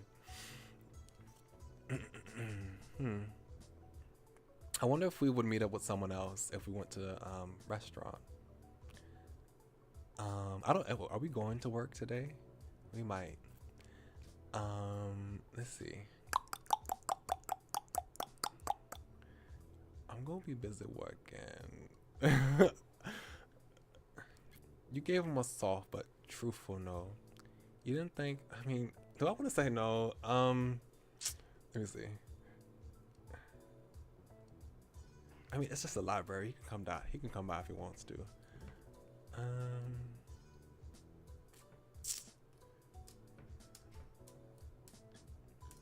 Okay, it doesn't matter. That's fine. I'll choose that. His decision was completely up to him. You honestly didn't care whether you saw him or not. He tilted his head with excitement in his eyes. Then I might have another stop to make on my outing this evening. Thank you. I have to go get ready now. Good luck, Pascal. He waved at you as he peeled off towards your house. You reached your front door and gave Baxter one final nod before you went inside. You finished preparing early. You prepared on time. You were late and rushed in to keep up. You were late but still relaxed.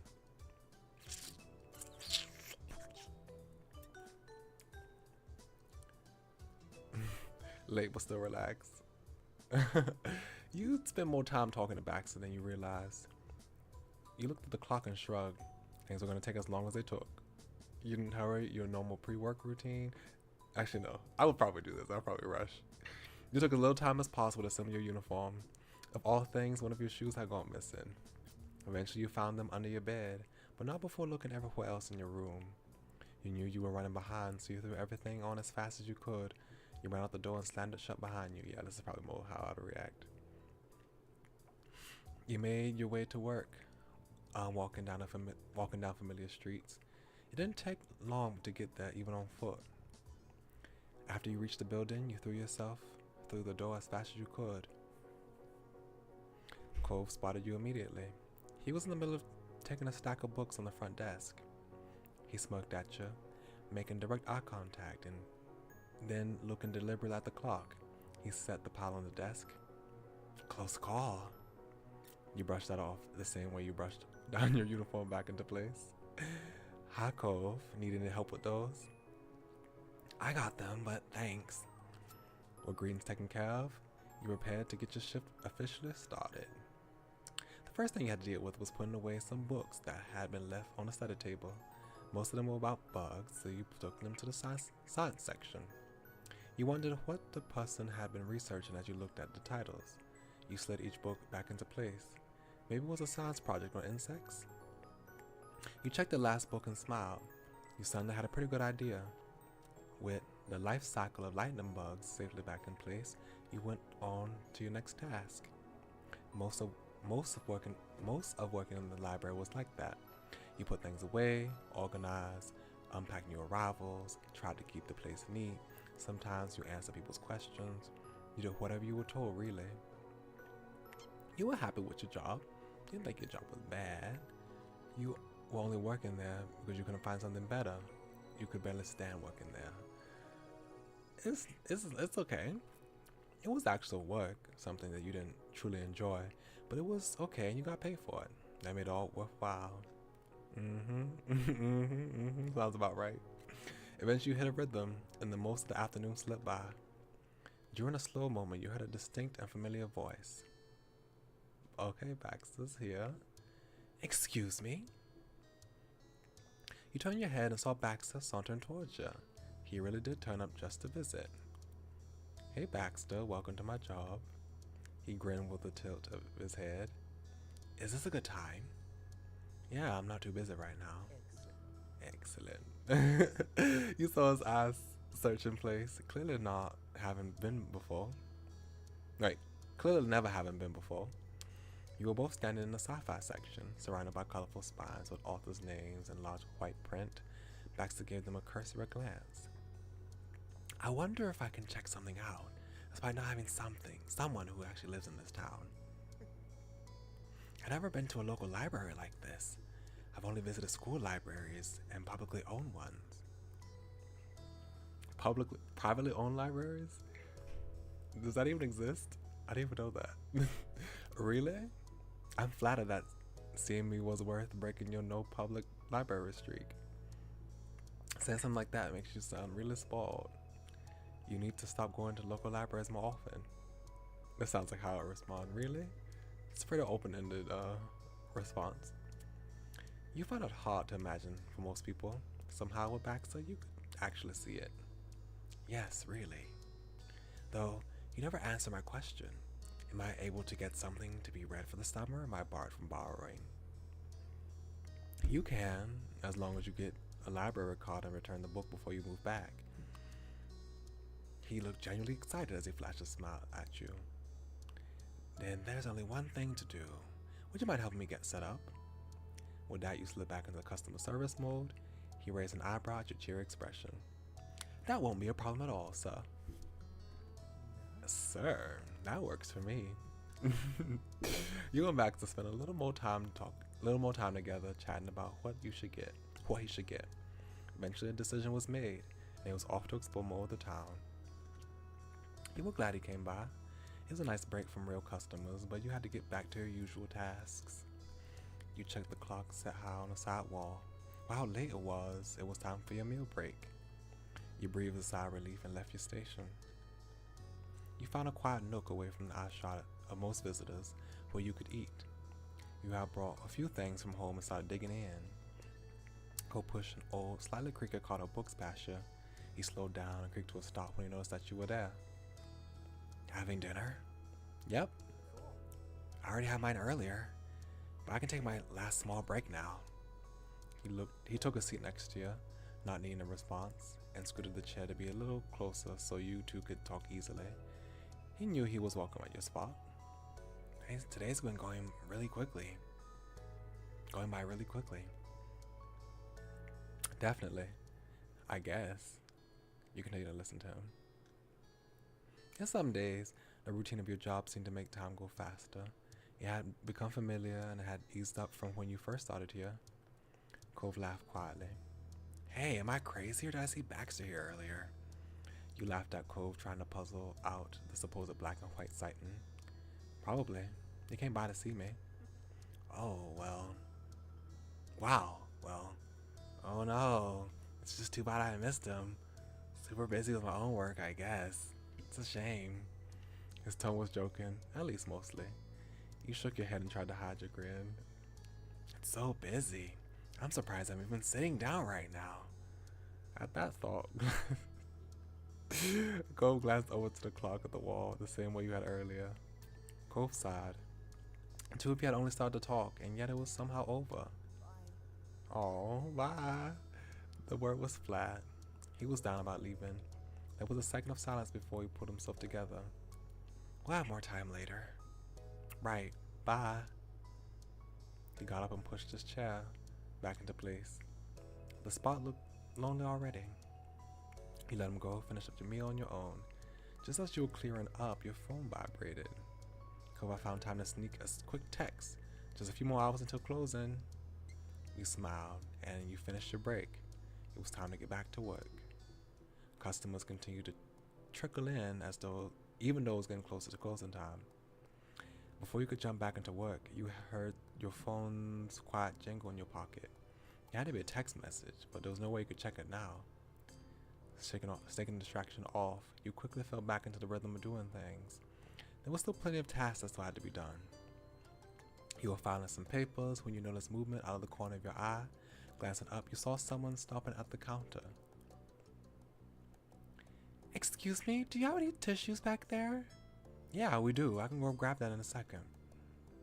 Turning back to what you were doing, you sorted at a faster pace. When you were almost done, there was a loud thump on the counter. Someone had unceremoniously dumped a stack of books, presumably expecting you to put them away. You tried to spot the culprit, but there wasn't anyone in sight other than the person from before. They must not even stop for a moment to see if you were available to detect them. Ultimately, it didn't matter.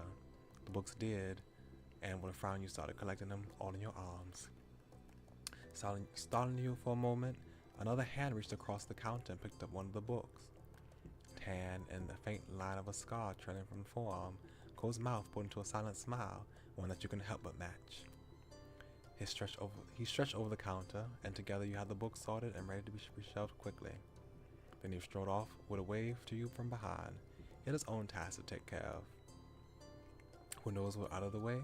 The quiet sound of fingers tapping brought your attention back to the person waiting for you off to the side. Your face warmed. The last few minutes pushed them completely out of your mind. They were in need of tissues. The box of tissues was plain in sight when you slid into the nearby back room.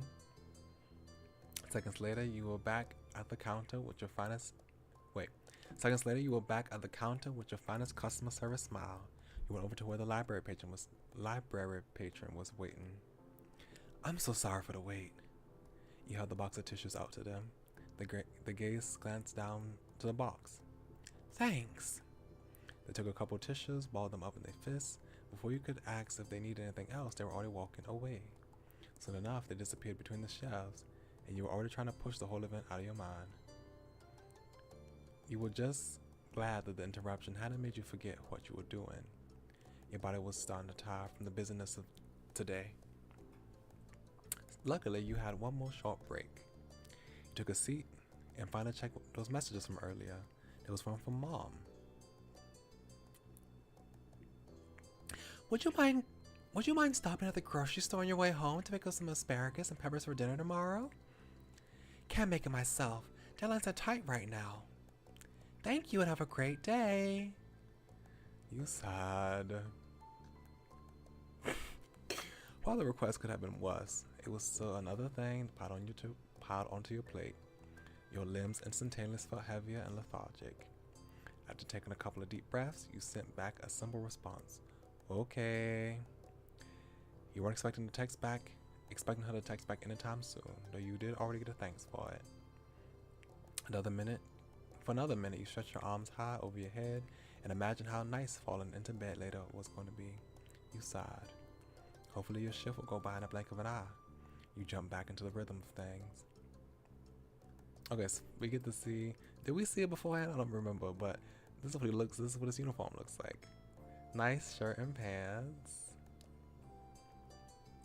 And name tag, cute. With his name on it. Okay. Okay. Across the room, you caught gazes with Cove. He stopped. One moment, he seemed to be lost in thought. The next, he found you like he could feel your stare. There was enough distance that you couldn't quite read his expression, but then Cole rolled his eyes at the place in an exaggerated manner, as if to say, "What a chore." There was no missing that. A genuine smile cracked the earnest look. He made a funny face at him. He gave him an okay sign. You nodded. You shook your head.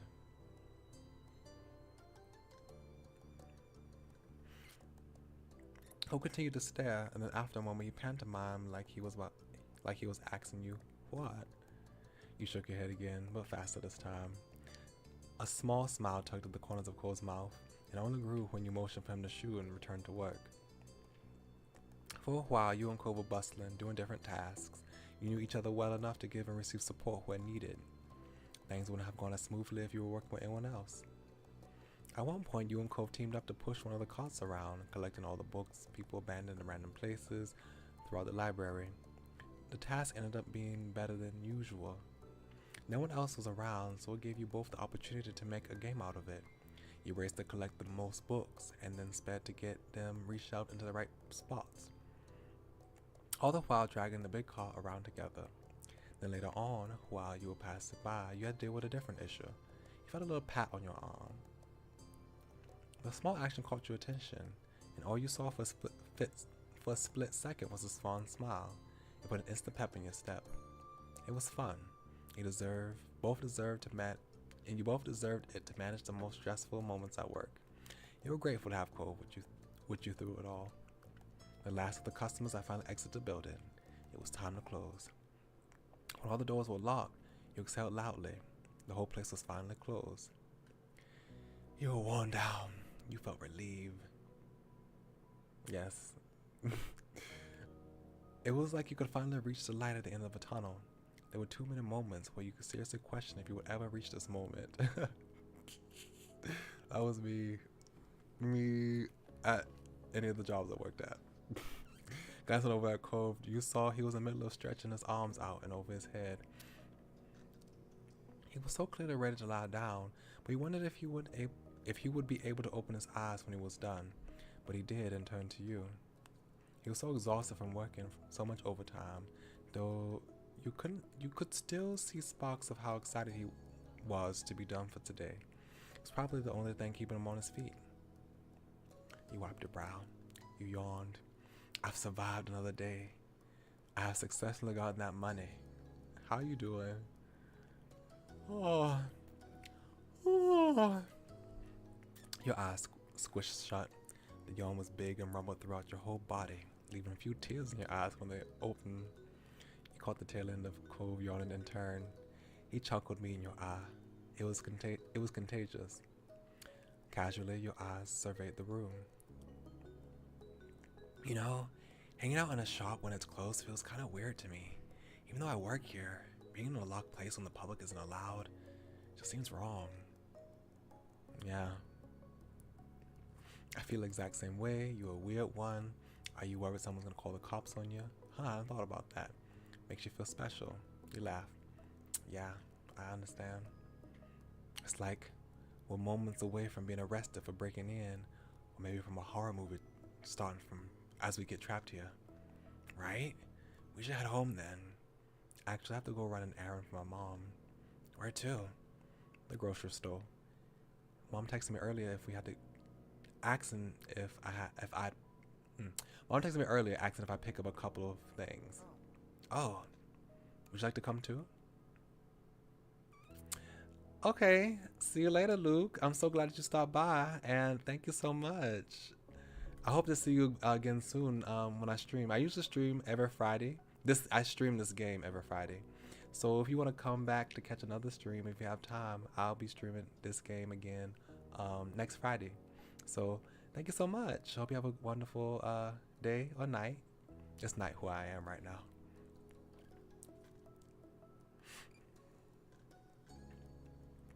Would you want to come too? It was late, and you knew that Cole wanted to come home, but admittedly, you wanted company. He eased that concern by smiling softly. Night.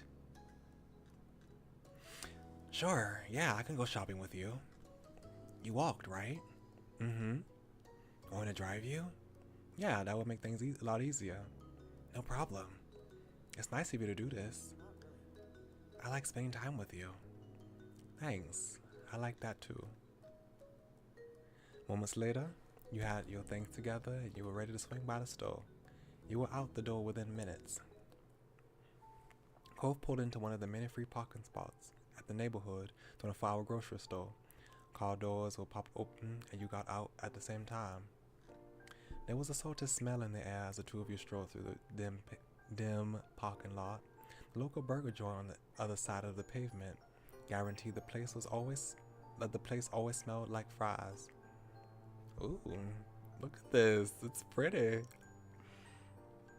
The colors of the like aluminum foil bags and stuff like that. Oh, nice. So bright. Okay. You squinted at the sudden change of lighting when you made it inside the building. The automatic doors shut behind you. Would you truly haven't arrived? Cole raised his brow curiously. What are we here for again? Asparagus and peppers. It's something my mom needs. It's for something my mom's are making tomorrow. Goodness. Sounds good. This will be a short trip. Uh-huh. You idly scanned the front room for a basket you could use. A full cart wasn't necessary. You felt responsible having your parents rely on you. You were already looking forward to tomorrow's dinner. It was overwhelming how much you had to take care of. You couldn't stand the thought of making it longer. That was all there was to it. I'm looking forward to dinner. You make sure the ingredients you selected were divine. You spotted the baskets and caught a glimpse of yourself while looking down to pick one up. You know, it feels funny to be in some other store while my uniform. It feels funny to be in some other store while in a uniform from a different place. Cole snickered while sidling up beside you. It's like we're in a costume after Halloween is over. But I just hope no one thinks we were here. The uniform's totally different, but you never know. Yeah, people. Basket in hand, you ambled towards the vegetable section. It was set near back, but visible right from the entrance. Speaking of that, it's not quite the same thing, but when I worked at the amusement park in the summer, I worked at Starbucks, so I had on a Starbucks uniform. I had to take off. Sometimes I accidentally wear my apron outside when I wasn't supposed to, but I wore the apron inside. But I also had to wear a black polo shirt, khaki pants, and a Starbucks hat.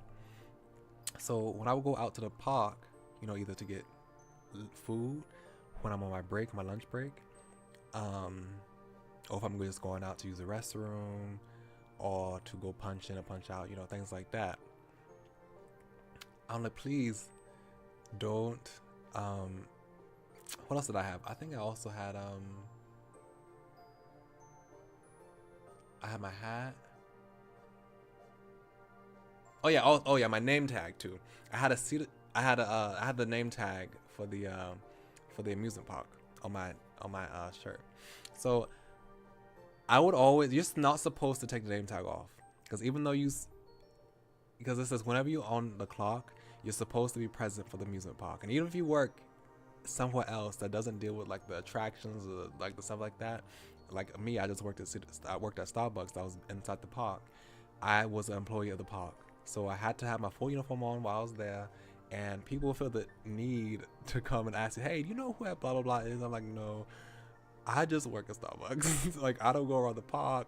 I don't go to the park. So I can't help you with that. So I would, even though they would tell me not to take my name tag off, I would still take it off, because I don't have to deal with people coming up to me and asking me what things are, and then me being awkward. One, because I'm just awkward for people in general. But the fact that people ask me for something, I can't answer them, and just say, hey, sorry, I don't know the answer, and then I just have to leave after that. It's kind of embarrassing. So I understand this. Basket in hand, you ambled toward the vegetable section. It was set near the back, but visible right from the entrance. Cove matched the pace, keeping at your side. The asparagus was simple enough to select. You simply picked up a bundle that looked fresh. All that was left was the peppers. There was a wrinkle in that plan. What color do they want? She didn't say. Well, then what are we gonna do? Color definitely matters, does it? No, it don't, but we'll have to get one of every color. I'll text my mom real quick to ask. She left it out, that means I gotta make the call. I don't know, what do you think? Well, let's just get one of every. I usually do that anyway, just get one of every color. He nodded. Satisfied with your solution? I was thinking the same thing. Okay, what if I do something else?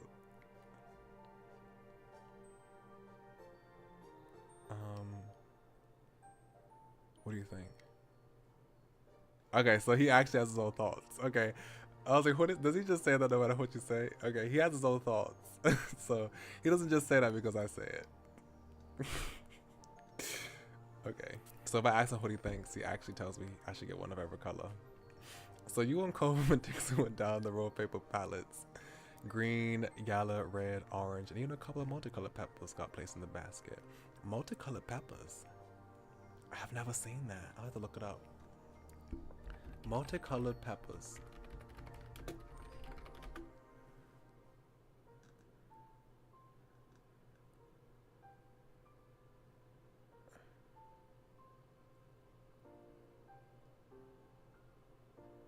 I'm not really seeing much. I see some stuff. Okay, I do see it. I still see the images. Interesting. That's interesting. So you and Cove meticulously went. Oh, I said that. You worked as a team to be certain nothing was missed. Produce acquired. All that was left to go through. Wait. All that was left was to go through the line. But as you approached the cash registers, Cove stopped in his tracks. Oh, while we're here, I want to go get something too. I need fruit for breakfast tomorrow. But what should I have? He glanced back, unsure at the section you just left. Whatever is, you better hurry because I'm getting in line. Cove, you had plenty of time for that before we were leaving. I can go back to look with you. Whatever it is, you better hurry. His eyes widened with newfound urgency. I'll be back soon. I can make it in time. He didn't wait for you to reply. He just spun on his heels and openly ran to the fruit stands. You shook your head in amusement at what a sight it was. A 6-foot-tall man in a uniform speeding through a grocery store aisles of fruit. You got a spot in an express lane and casually wondered if Cove really would make it back before you were done. The place wasn't crowded and you had very few items. But once you began to place your own vegetables on the conveyor belt, there was a clamoring of loud footfalls. Cove gracelessly, is it a gracefully? Gracelessly slid up beside you to drop a bunch of these bananas on next to the rest of the items. Made it. His satisfaction at beating the clock was dampened slightly when he looked at the selection, but he shrugged it off. I kind of panicked, so I grabbed the most obvious thing. It'll still be nice. Good job. I'm impressed. Thanks. That boasted his mood. He stood tall in the checkout line. After that, he completed separate orders for what you were getting. The produce was packed away in paper bags. There was one for you and one for Cove. You both had what you needed in hand. The errand was finished. You walked across the length of the store to reach the doors closest to where you had parked. You and Cove stepped back into the night. Cove lightly swung his bag back and forth in his grip as you peered squinting into the dark parking lot. He smiled slightly, a gentle expression on his lips. Thank you for inviting me to the grocery store. You don't have to thank me for that. Thanks for keeping me company. Thank my mom for sending me out on this. You're welcome. You quietly smiled back. You don't have to thank me for that. I still want to. After a moment of walking further into the parking lot, he sighed mildly. As nice as Cole was about this, he had to be tired after working a full shift. It's been a long day. Yeah, that brief exchange really summed it up.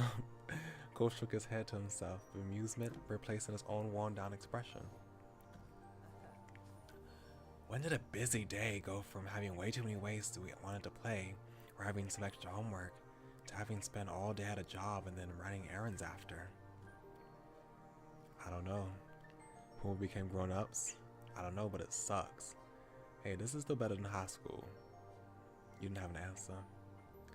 When we became grown-ups? This is the true adult experience? Working, buying food, and then squeezing in human interaction while you're doing other productive stuff? I guess the kid me did always think that older people spent their lives at their jobs. I was right all along, and it's unfortunate. He laughed, and you had to agree. Cole's eyes narrowed and his mouth opened slightly. He was having thought.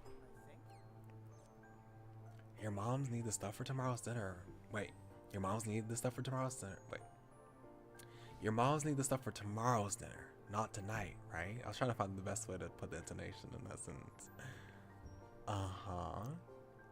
And nothing's frozen, so you don't need to get it home urgently or anything. You want to go across the parking lot to that fast food place? We get something. I know, you know it's still open. It doesn't matter how late it is. It might be nice. He perked up at the suggestion. It sounded like fun. All right, let's go for it. Let's drop the groceries off, and then we can go. You agreed, and then Cole strolled over to the cars, buoyed over at the thought of something to look forward to. He then placed the bag in the back of his car, and then let you store yours inside as well. With the groceries taken care of, it was a short walk to the burger joint. There were 3 cars lined up in the drive-thru, which wasn't too bad. You got all the way around the building to get to the front entrance, but as soon as you were under as soon as you were under another set, but soon you were under another set of bright fluorescent lights. Okay, let's look at the menu. So they got burger. They got, what are these? Are these donuts? And then with French fries, ice cream. Is that vegan version? What is this? Is that grilled cheese, or is that a sandwich? A sliced sandwich? Okay. Luckily, there was no line inside the building, so you stepped right up to the counter. You glanced over the menu. You remembered eating here before Cove, back when Kira had taken you both. You remember eating here before with Cove, back when Kira had taken you both years ago. The menu looked pretty much the same from when you could remember. It was missing the mozzarella sticks, but most of the older items were familiar. Hello, what would you like to order? Yeah, hello, I would like one of everything on your dessert menu. Oh my. You bust out laughing. You gave him a, are you serious look? Hey, you stole my order. Good idea. You kept a straight face. It didn't surprise you. Are you serious? He brushed a hand against the back of his head, and his polite smile for the employee bent. Mom rubbed off on me. He was reminiscent on that visit too. After the cashier made sure Cole was being serious, it was your time to order. You got, well, let's get us a chicken sandwich with some French fries and some chicken nuggets, and we'll get a chocolate chip cookie. Cole gave you a little thumbs up. He wasn't the only one indulging. You wrapped up the ordering process, paid, and got number 264, then claimed the table. You sat down across from Cove in a booth where you had a good view of the front counter. It was nice to have the pick of the place. Thanks for doing this, Cove. I'm looking forward to this. Too bad the mozzarella sticks are gone. I'm not worried you're gonna finish all that. You're starting a conversation.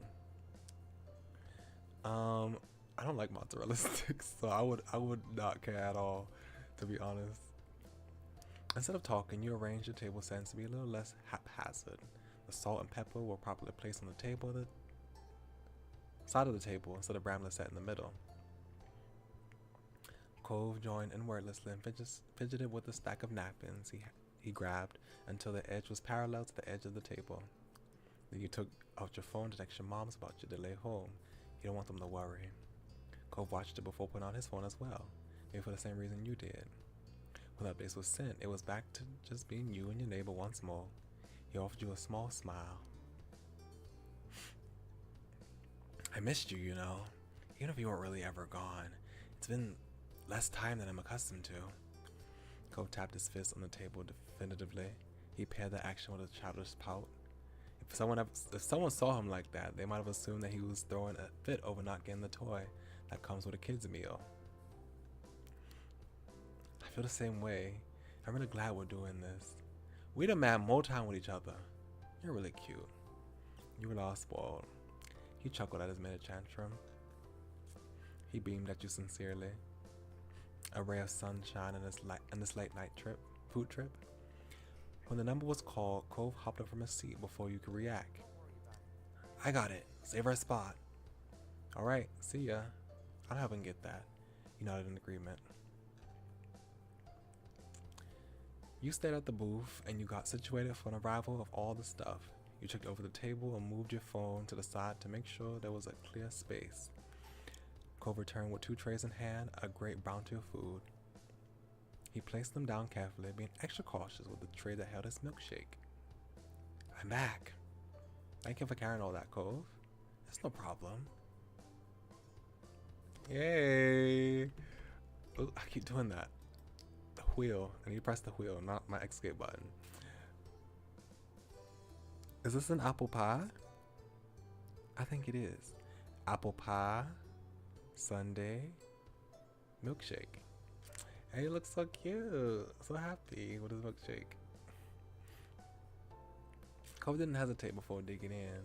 He took a large bite of his cookie and immediately sipped his milkshake. He took a spoon and sampled a sundae with an approving hum. Also, like, looking at his hair, like, you know, obviously I've noticed it, but I just like how his hair just swoops like that. The waves are so nice. He made an attempt to follow that up with a bite of an apple pie as well, but bared with a distressed look on his face. He tilted your head in a silent question. Hot. Oh, he switched back to the milkshake. The dedicated slurp. That's so cute. Go side of the cold relief abroad. Hot. I'm the type of person to eat my food no matter how hot it is. You can just deliver the food right out. If it just came out of the oven or something like that, okay, I probably be too hot for me. Like if I was drinking tea and it just came off the stove, okay, it's a little too hot. But even kind of then, I'm the type of person to be going to eat or put stuff in my mouth, food that's hot, and just like blow on it inside my lips. Like I won't make it look like I'm struggling on the outside. I won't be like, but in the inside of my mouth, I'm creating a pocket of air in my mouth. So one, the food doesn't touch like, you know, my tongue too much or my cheeks too much, and I'm like kind of cooling it in my mouth because I'm just so in a rush to eat my food. You also started to taste yours. It really wasn't bad. In only a minute, Cove's cookie was gone. You wouldn't be surprised if the milkshake wasn't too far behind. He smiled as he enjoyed himself. You flicked a straw wrapper at Cove. You teasingly offered to feed him his remaining treats. He looked so blissful that you just let yourself be happy for him. He noticed your expression and smiled back at you as he sipped his milkshake. Cove put his drink after that, put down his drink after that and cautiously picked up the apple pie once more. He looked over it seriously, no doubt checking the temperature of it this time. He met your eyes and the most serious expression he could muster. Do you think I can eat this thing? Do you think I can eat this entire thing in one bite? You snorted and he bust out laughing as well. He felt so glad Cove agreed to come along with you on his initial groceries trip, and equally happy accepted his invitation here. A little time off your feet, a little something to eat. Oh, that rhymed. A little time off your feet, a little something to eat. You felt more energized than before. Your long shift at work, that couldn't have been more than an hour or two in the past, seemed like it was a lifetime away now. You continued to chat, mess around, laugh, and enjoy yourselves. For the first time that night, you feel like you weren't totally grown up after all. Oh, that's it. It just ends at the it ends at the Western jingle. Okay. Well, that's it. That was cute. It was cute. And we are at now at an hour and 12 minutes. So this is the perfect time to stop for today. Let me save real quick. Wow. Are we only at the second page of save files? That's crazy. Okay. Third page of save files. So we'll come back here next time. We have 3 more events left, and then we have the end of summer. And then we'll be moving on to step 4, and that is the final step, unfortunately. So our journey with Cove is going to be coming to an end soon. This journey with Cove is coming to an end soon. You can go on a lot more journeys with him later, but this one is coming to an end soon, unfortunately. But I'm not going to dwell on that right now. I'm not going to think on it.